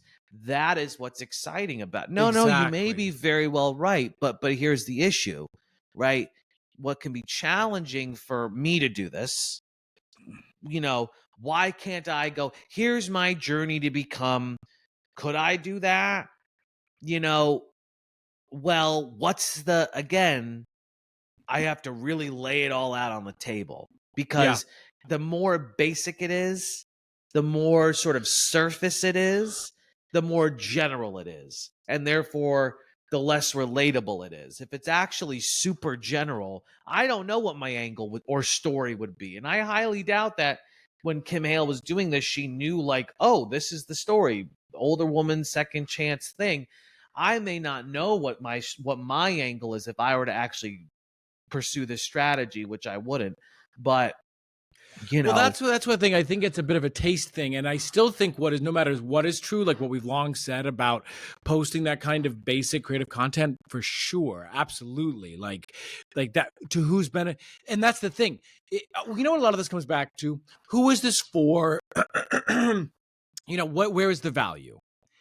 And that is a big piece of this. Who is this for, and where's the value? And I'm going to add an objective here, because hear me out, Mike. That idea of us 5 years ago? Oh, I'm creating this for us 5 years ago. We might not really like those people. We might not actually want to really go back there. But here's why why it might really matter. If the goal is monetization, which again, we're not really talking about here, but if that's the goal, monetization, then who cares what you're trying to do? Because that doesn't matter. Here's what I disagree with. I have never been one to follow. I've been an actor all my life. There's very few actor accounts I follow. Right. Or even theater accounts I follow. That's not. Same. But I bet you Kim Hale 5 years ago was following accounts like that. So it's actually a good way of, it's a good litmus test of, if I wouldn't follow it, or if I'm not really interested in it, how can I expect other people to be into it? First off, Right. it's not going to be authentic. It's not going to be interesting. It's what I would follow is, I would follow, somebody who was posting shit about, you know, getting jacked and talking about aliens, Joe Rogan. Like, that is more of something along the lines I would follow 5 years ago. So what does that tell me? I'm not saying that like I'm not an actor, but I don't follow people. I don't follow people and track their acting journeys on social media. Exactly. So But no, what I'm again, saying is, yeah. what's your point? What I'm trying to say Oh, is that is like that Joe Rogan like doesn't necessarily have other like you're saying like it would be non-artists who would be your followers. or artist. Well, look, that's the thing is that what when an artist is tracking their self-actualization journey in their career, which is what here's my journey to become a Oscar-winning filmmaker. Okay, that's my whole dream. Is I want to be an Oscar-winning filmmaker. What I am agreeing with you on, because per your point about being inside baseball, is I look at that and I'm skeeved out. But my uncle, who's a lawyer, might be really inspired by something like that, because he goes, oh, there's a guy doing his, or somebody who is in Nebraska who, like, shoots video footage at the local restaurants for their commercials. He may really be inspired. So I can't say what I find, it's not relevant what I think. I'm just too close to it. And so I'm agreeing with you Exactly. there. Yeah. But Yeah. at the end of the day, if that doesn't interest you, just because I am trying to be a successful artist, if I don't follow accounts following people becoming successful artists, and even though that is what I'm trying to do, I probably should not share that part of my self-actualization journey, because it actually doesn't interest me. Yeah. I actually don't really give a shit about it. So that's the line I'm trying to say. Yeah, well, exactly. Well, it's like it's not that it doesn't matter, right? It's funny because, but this is what I'm saying. The content doesn't really matter. Like it's the objective of am I self-actualizing? Am I in process of Yes. It's a great way to authentically put it. chasing after what is interesting and exciting to me and allowing me to live my truest form of and most expressed version of myself? And if I am, then that's going to include a lot of things, including, and Kim Hale will like post videos of herself singing sometimes. And it's a little rough, but it doesn't matter because I'm going like, woo, woo, woo. Like it doesn't matter because in fact, that's more. I want her to be in Chicago even more because, she's really working at it. Here's why I want to talk about why I think artists have an advantage in this. We know how to tell stories. It seems basic, but what's interesting is we didn't talk about him, but there's that doctor, Ali Abdaal, who was a doctor turned entrepreneur and an author with 8 million followers on socials, and he does it's all about self-development as well. Now obviously he's good at it, but we are uniquely poised. Like we know how to tell good stories. We also are comfortable with emotional risk. Like that is part of our DNA, is that we are someone who knows how to live public solitude is a thing for us. Therefore, I do think if channeled effectively, we can do this. We also, if I may, this is high concept, but we understand the conceit of, I think, perspective and transformation. Yeah. I think we understand this. So then the question becomes, well, what holds us back? Right. And this might be a little bit of what we were talking about. I still think we're afraid of being perceived as cringy or trying too hard. Right. In a lot of ways. Right. I still think subsequently, when we think of marketing as sales rather than being of service, we're still holding on to a misunderstanding of what it means to engage with social media, myself very much included. Right. I also think, it's hard, right? Because like, you know, what's interesting is the craft of acting interests me a great deal, of course. It doesn't, I'm also just more of a naturally curious. I don't follow actor accounts. I don't even give a shit to watch like what great actors say their process is. Like, I don't really even give a shit to watch that. It's just, and I'm not saying therefore it's not worthwhile to do that or whatever, but I don't even give a shit about. So my, I think why it's hard for an artist like me too is like the actual, I have broad curiosities that go beyond like me trying to be a great artist. It's like, Yeah, what's but going I on in the guess world, what's going on in politics, what's going on in the exactly, exactly. But these why are, not yeah. share that? I Well, let me say this. I completely agree with you, is that that's what should be shared. But I think that there's still that old sort of uh-huh. Right. idea of like, well, are you an actor or are you Right. designing houses? What are you Right. doing? Or, Right. it's like Right. that is. So I think that, when it comes to social media, for your point, there's still a belief that it's about being my resume, about selling myself, about whatever. And it's actually less about this very personal journey of me becoming the fullest version of myself. And Yes. so that's what partially holds me back sometimes, is Well, it's a that, great. You're yeah, actually on. It's funny. This is literally what you're saying. Misunderstood. And I'm saying because I'm with you.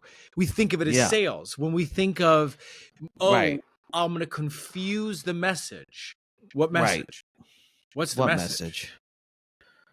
That, for an actor, that some casting director has to Right. see your whatever, Now, like you're not gonna, yeah, if I may, I just want to say because this is interesting, and I just while we're at this, as you know, I've been going through this casting process and still am, and I'm constantly looking at people's social media to get a better sense of who they are, and sometimes what's interesting, you can't. It's unclear, like what the even when like I'm the basics of what I'm looking for. It's unclear. 100%.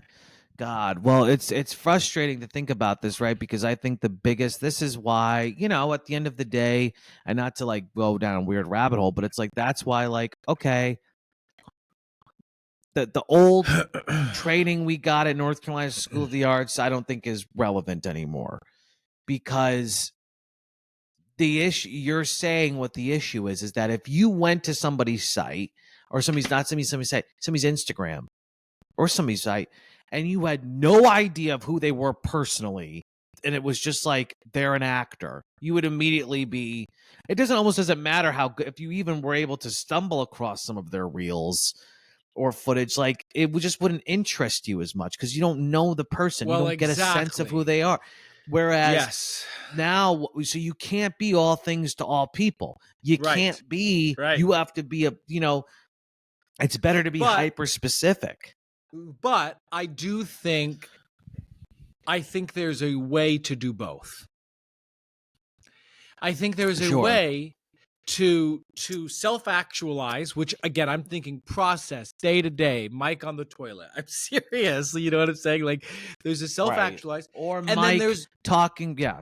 Sure. also like if I think of your IG, like I think of that cool picture of you with the red hoodie, whatever. Like I think then there are ways to go, oh, and this person is I see what they do, and that's interesting and exciting.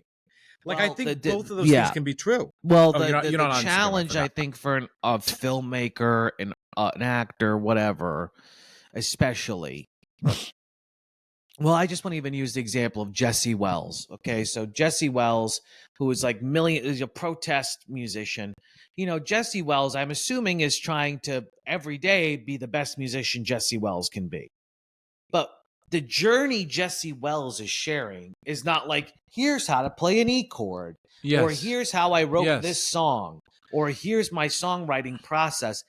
They're not sharing that shit. Yeah. That's not the. Instead, I'm assuming what their self actualization journey that he's choosing to share, is about what the songs are about: Sure. income inequality, what's going on in America, and all this, the things that his protest songs are about.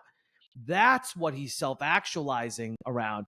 And now his music is the vessel he uses to express the self-actualization. Yes, exactly.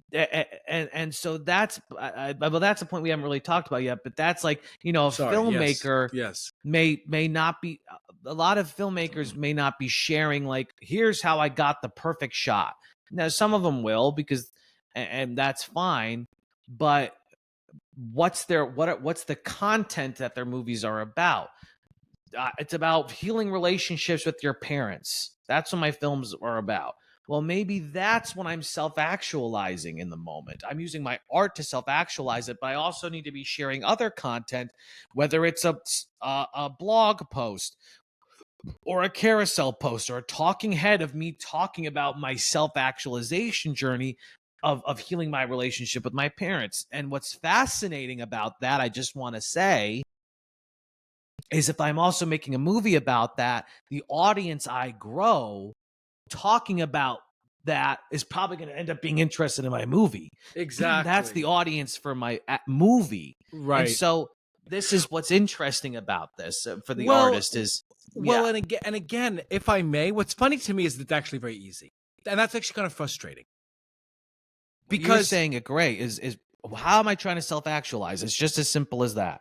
It's just as simple as asking is like, what do I want the vision of my life to be? well, What things and do I let me want to be? discover Yeah. and let me find it out, because this is another Agreed. thing what holds us back. What holds us back is waiting for permission, Right. and specifically this myth that we need to be finished to be engaged with, as opposed to exactly what we're saying, which is I could do it right now.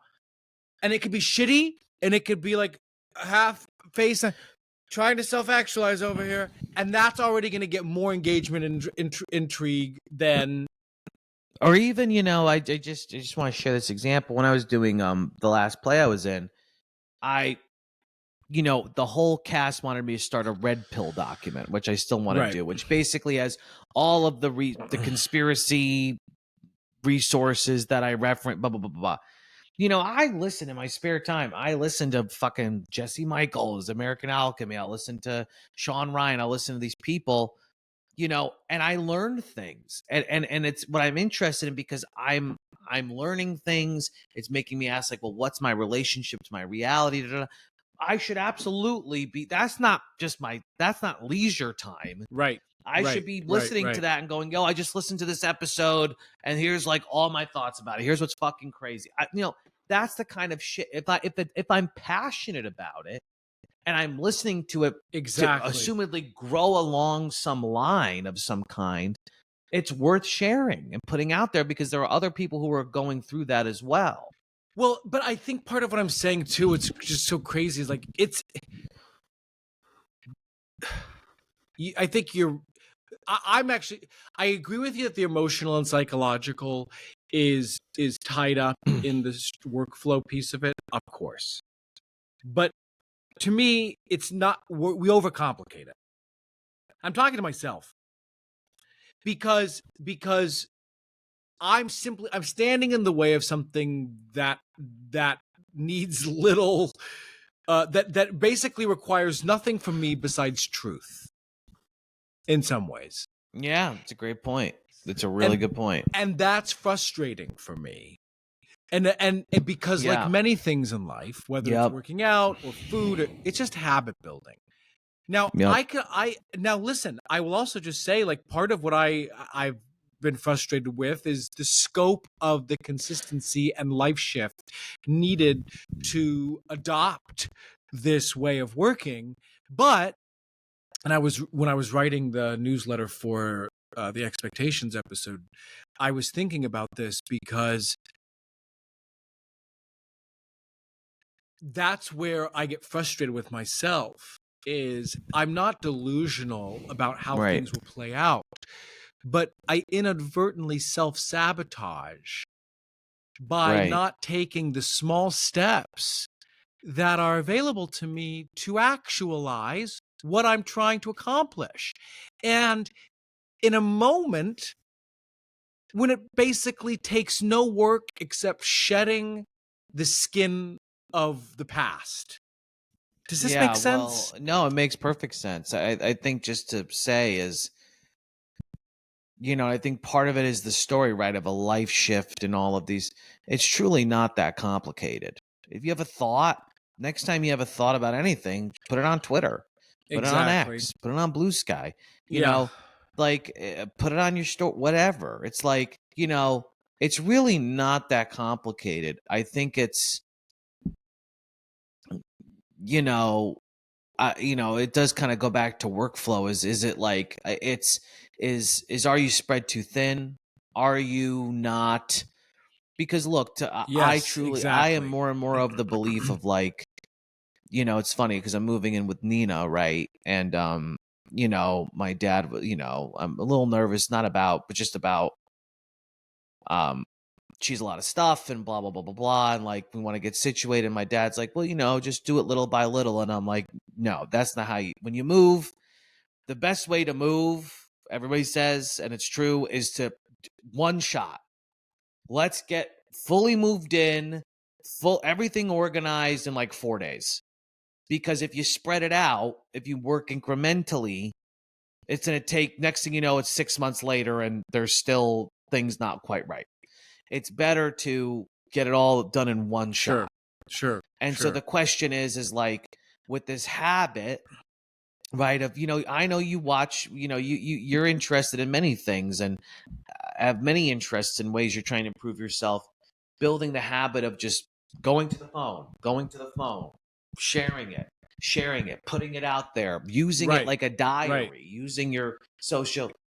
Is that something that can really be done incrementally, or is that something you just need to commit to and just fucking do it for like 3 weeks and just like Mike, I ingrain it in literally you? can't hear what you're saying. I'm so sorry. Can you just repeat the Oh, last sentence? yes. Is that something that you literally need to like just do aggressively for 3 weeks Yeah. and kind of like that's all you got kind of need to Well, focus on to yes, build the I hear habit? yes, but I think no.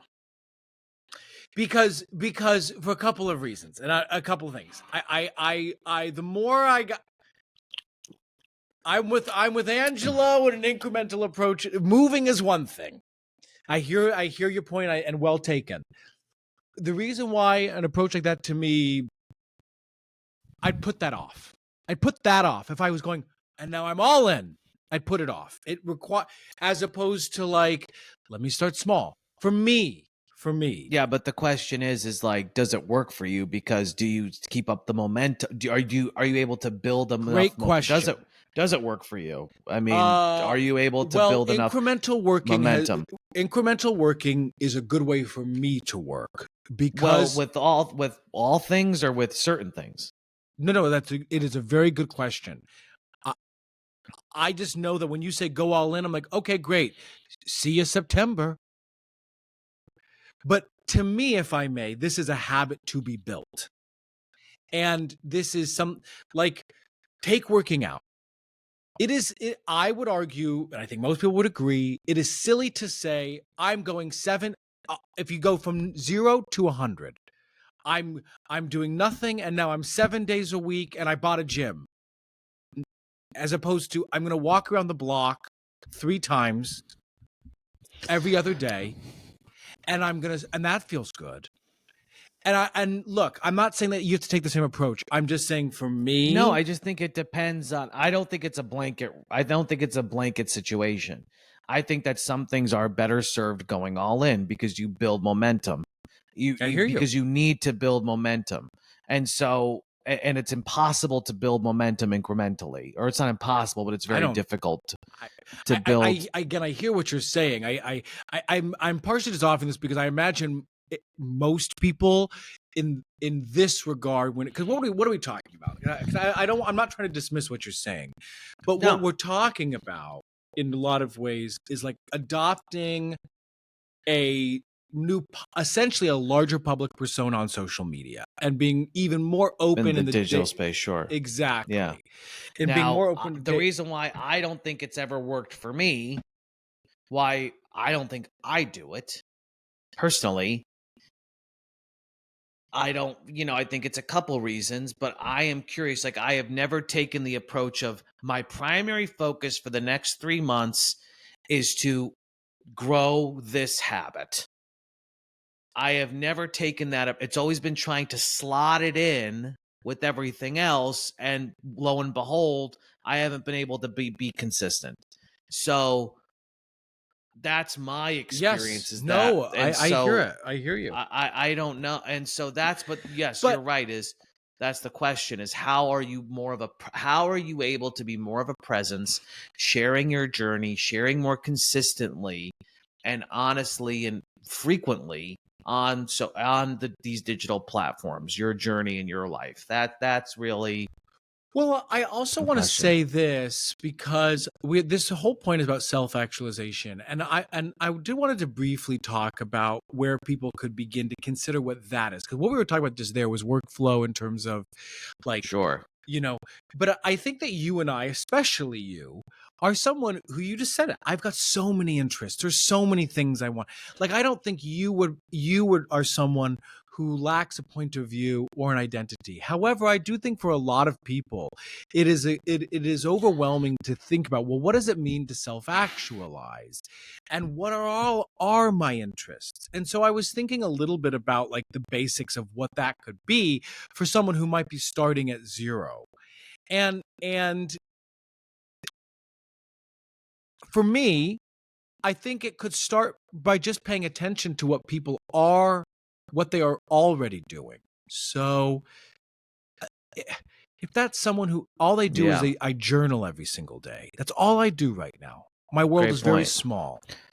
I journal, or I work out, or I cook, or I'm in rehearsal and it's easy for me to do, or I'm thinking about creative projects. What are things that I'm doing already that could be shared? And then, Mike, I think this is really interesting. These questions. What am I learning right now? What do I Mm, wish someone had told me 6 months ago? mm. What feels true, even if it's not tied up in a bow? As in,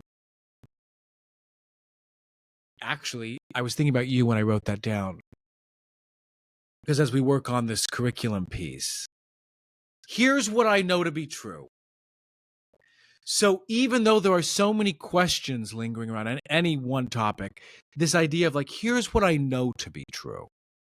What I know, I like plays. Okay, great. I know that.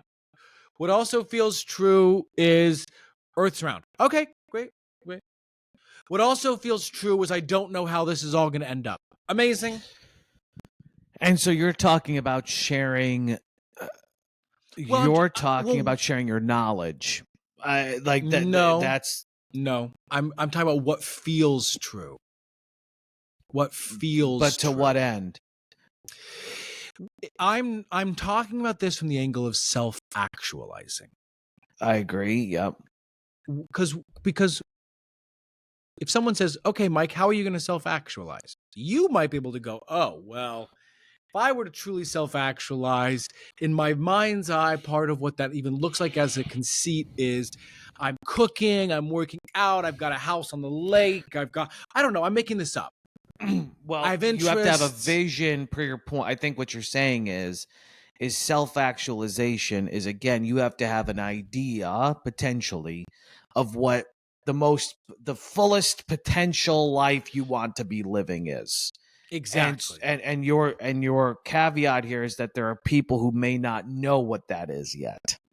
Ex- exactly. And so What them asking themselves the question of what do I know to be true is a way to start to formulate the vision of what that self-actualization is. and to start to be in, because then the next, and then to be in a place of self-discovery, potentially publicly. What I mean by that is we're talking about, this is all reframing marketing through the lens of self-actualizing. Uh-huh. We're also talking about people being okay with throwing paint against the wall. But for some people, Uh-huh. they're Being not in even process going in to public, know yeah. to, it's one thing to be like, I like pens. Okay. But when we're talking about self-actually, that's talking about transformation. So when you ask yourself about like what journey of transformation I'm on, I'll offer these questions again because I actually think they're quite good. What am I learning right now?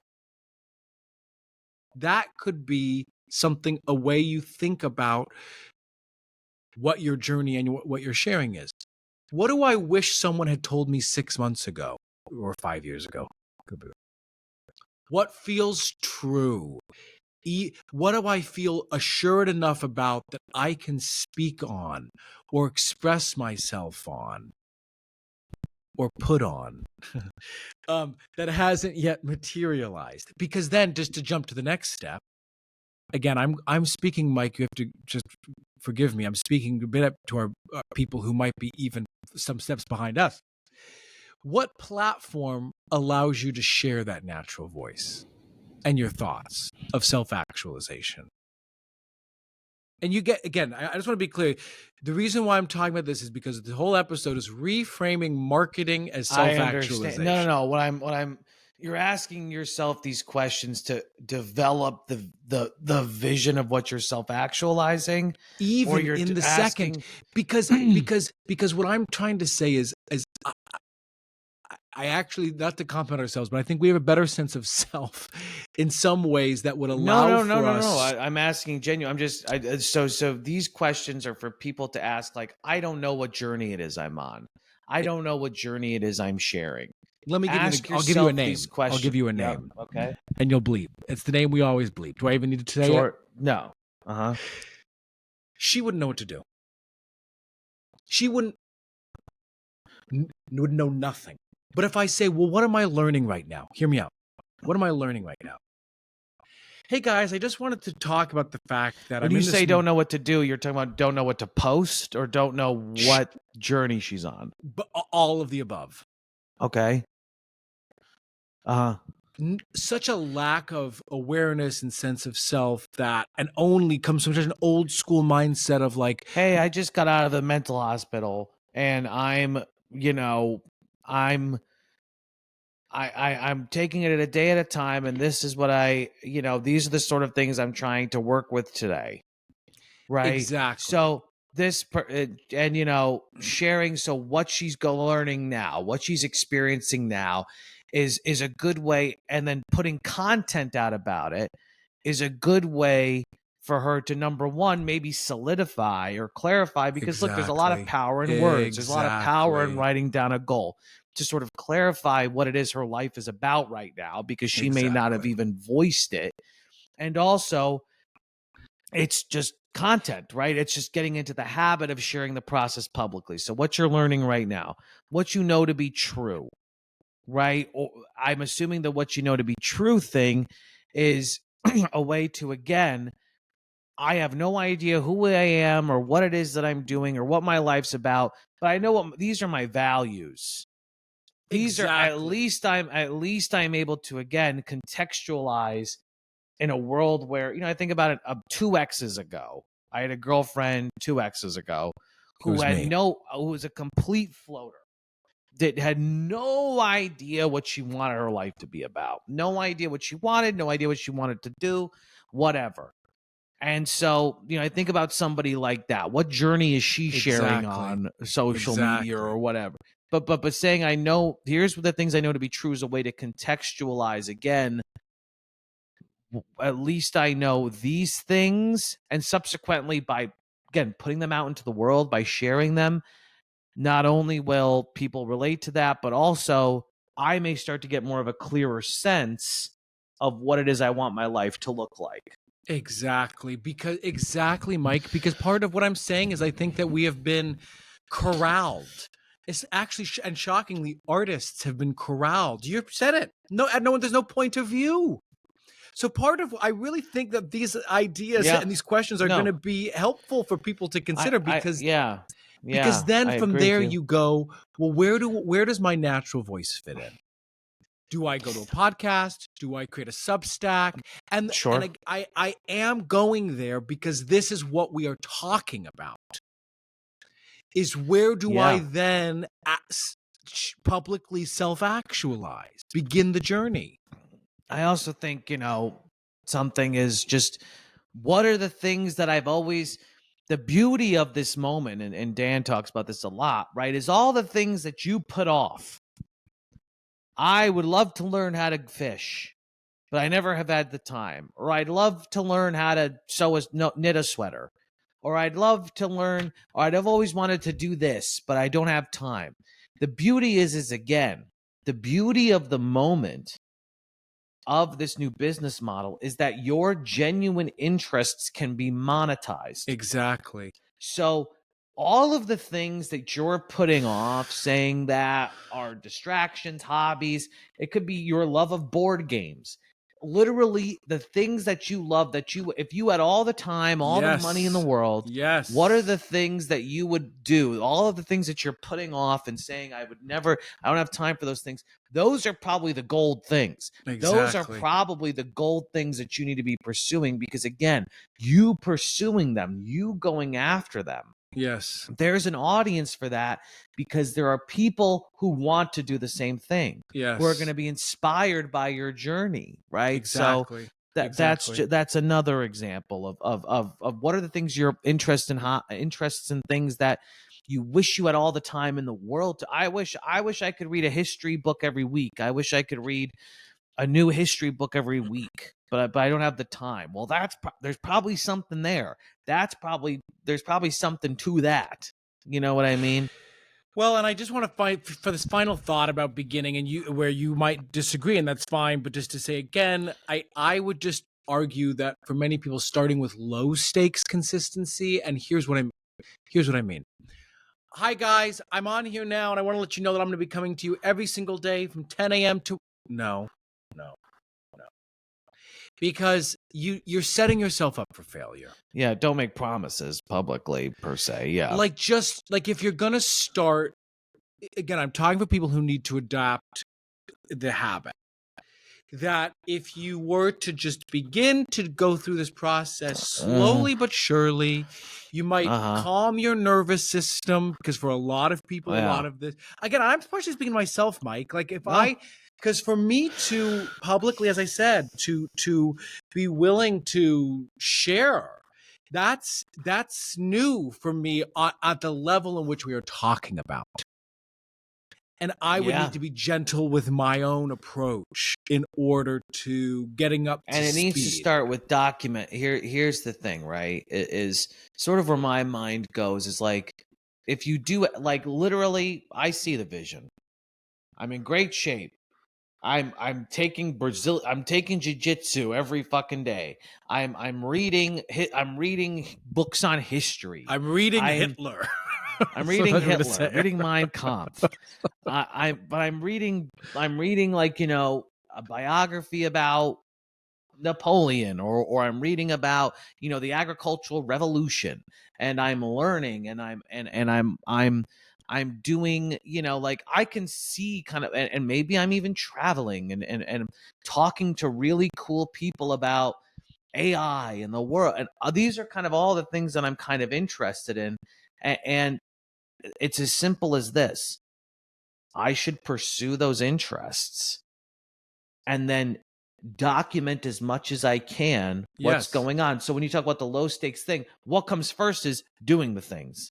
Right. Starting to live the life you want to live. You have to actually start to do it. So you have to actually start to do it, because that's the content. So like, well, and one of the things go ahead. No, go ahead. No, that's it. Is that I need to start to do the things first, because then at least I will have content to share in the first place. Well, one of the things I like about this whole idea notion too is that it can hold you accountable. It's a tool, right, sure. To excuse me. I want to read one history book a week. Now it sounds like mighty lofty for the rest of your life is, but if you're like, oh, but this is going to be a place where I do that, it could be a place, because once you start to develop an audience, and especially once you start to monetize whatever it is you're potentially doing, then there's structure to self-actualization. In some ways, it could be a healthy quid pro quo, although I'm sure there's plenty that makes it very difficult. The last thing I'll say is, I completely agree with you that it's hefty. But what the fuck else am I supposed to do? Hear me out. Me getting in phenomenal shape, taking jiu-jitsu, reading history, learning about this, pursuing that life. Number one, that's how you're successful on, you have to be living a life and pursuing a journey that people find interesting to be successful on social media. So there's no other that's the bare minimum that I need to worry about is with being successful on a digital platform is leading a life of value. So I don't have anything without that, right? As we've talked about, seeking employment as an artist is a fool's errand in a lot of respects. So, and it's a fast trip to nowhere. So it's Yeah. like I don't really need to be what would that time be better spent doing? Trying to pitch myself for regional theater projects? I don't know. So it's like all of these things, like while they feel so, the money thing is certainly a thing, is I need to make money now, but these are the things that will make me money in the future. So when you talk about sort of like the lofty sort of workload, this is all really anybody should be doing Well, with of their time. course, this is why this is Mike.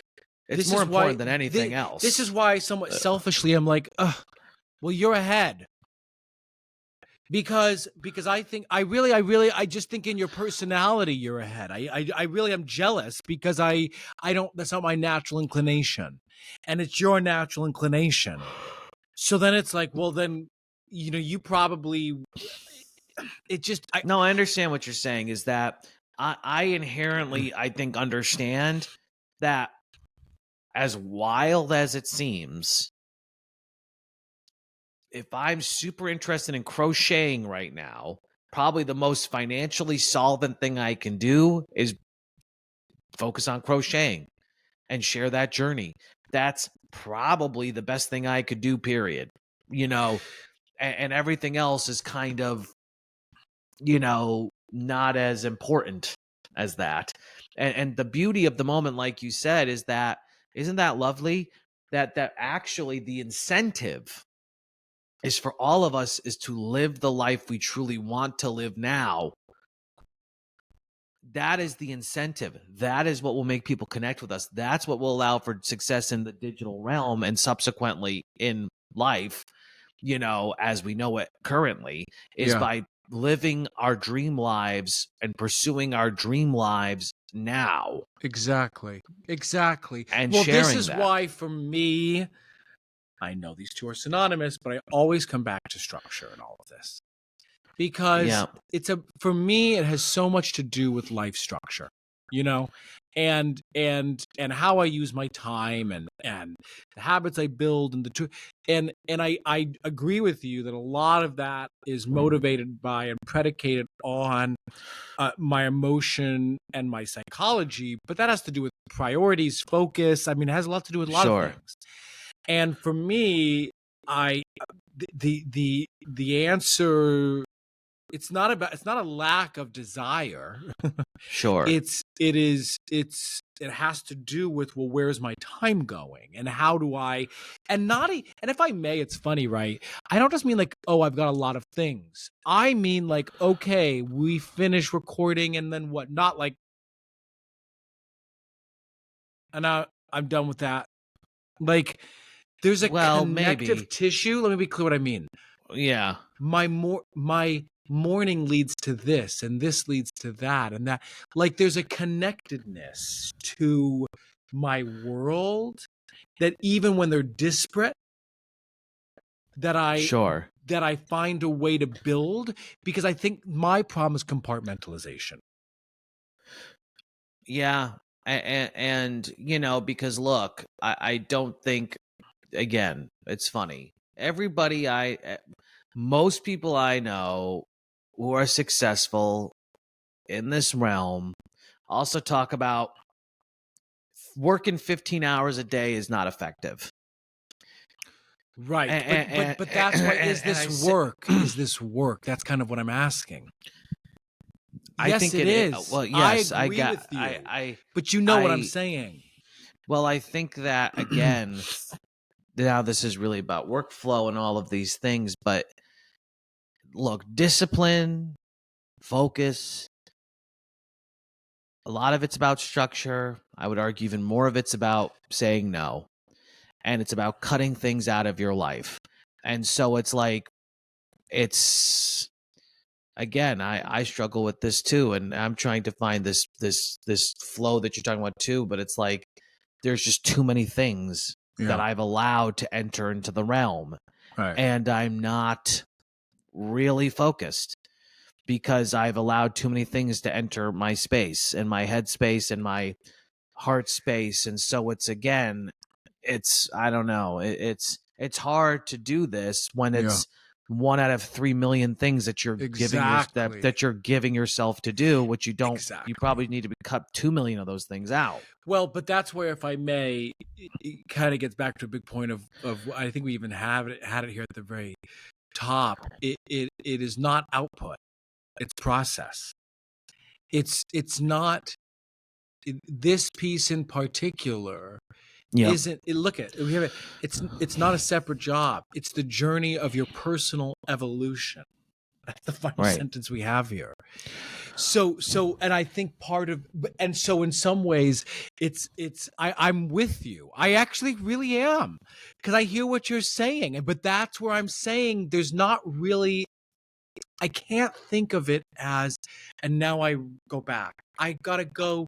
It's what will help me lead me forward. It is, again, to say, we said this at the top. What's wild about this conversation is we've been brainwashed, because this is what they want us to feel. That Mm. that the process of self-actualizing has to be done digitally for others, monetized, in order for us to be our fullest sense of self. And Yeah, that is crazy ass shit. But it is. because to be clear, it's not true. To be clear, and I know Eunice, I just want to say this for everybody. This is that you don't have to self-actualize for millions of people. And fuck that. But and the point of this episode and a lot of our conversations are around artist sustainability and going, well, how do I make art sustainably in the modern age? And part of that is reframing, as we're saying in this episode, marketing as self-actualization, which requires a Yeah, different sure. consideration than the fisherman in Alaska who just wants to be the truest form of selves with their dog Pluto. Yeah, and it's per your point. It's yes, you don't have to do anything, but also what a beautiful opportunity. That's why I Exactly. think it was Exactly, important to Mike. give sort of the Yeah. context of institutions collapse, the individual is the product. The individual's quote the product. The potential there. There's a lot of potential in us being able to work for ourselves and be our own products, is that we can live lives that we truly want to live. If Yeah. we share that journey and share our experience doing it, that can Exactly. be monetized. And so that, what a beautiful opportunity. Isn't that Exactly. such a lovely opportunity as well? And it's like, okay, we're recording for a while. Okay, we can end with however you want to. You didn't respond to my voice memo, so we're at comfort food kitchen performance cooking tips, conspiracy theories, Okay. whatever Mike wants. Smash burgers. So Yum. best burger you will ever make. And the key is listen, it's gotta be in the cast iron. And I have the little Yes. press. Yes. And you have to do it. And the thing is I've tried doing it not in the cast iron. I've tried pressing it before I put in the cast iron and then putting it on the no. You have to press it while it's hot on the cast iron. And that is the best burger. I mean, period. It's the best burger ever. There's nothing better. You salt and pepper it. That's all it needs. 1 minute, basically 2 minutes one side, 2 minutes the other side with a slice of cheese. That's it. It's just perfect. That's it. That's really good. That's a good one, and that's true. We've made smash burgers. They really are great that way. You could do that on the grill too, but I think in a pan is you could literally But just you gotta stick press it it there. while it's on the heat. That's the Yeah. thing, is not off the. You gotta do it while it's on the heat because that traps the. I don't know. It does something. No, that's Does really something. good. That's really good. I hadn't thought of one, so give me 30. Oh no, I'll give you one. Okay, because okay. When this is a pet peeve of mine with scrambled eggs. I just want to be clear. Scrambled eggs are meant to be cooked very slowly. I'm talking upwards of 20, 30 minutes to get the best scrambled eggs. No, hear me out. Hear Really? me out. Yes, trust me. You will if you because I know you're a quick fry boy, but hear me out. Hear me out. Next time, low heat, butter. Okay, of course. Then when you put the eggs in, you whisk them, of course. Put them in. I also am a believer, and you know I feel this way. I know that because we've had this conversation. I believe in putting flavor in the eggs. But you don't just put some salt and pepper and ketchup on the end. In fact, I'll put garlic powder. I'll put some cheese in, some salt, pepper, of course. Sometimes even chili flakes. But anyway, you put it before, and then when you slow cook, just a spatula. Every 90 seconds, 2 minutes, just run it through as it slowly breaks up. If you let those mofos slow cook, those eggs will be so creamy and amazing. And a little bit of milk if you have it. Almond milk's fine, but a little bit of milk, cream's even better. At the end, you'll be fucking freaking out. You'll be freaking out. And your No, guests you will make too. good. I've had good scrambled eggs that you've made. All right, goodbye. Did I do the slow cooked? Yes, you did. You did the whole thing. Okay, goodbye. Goodbye.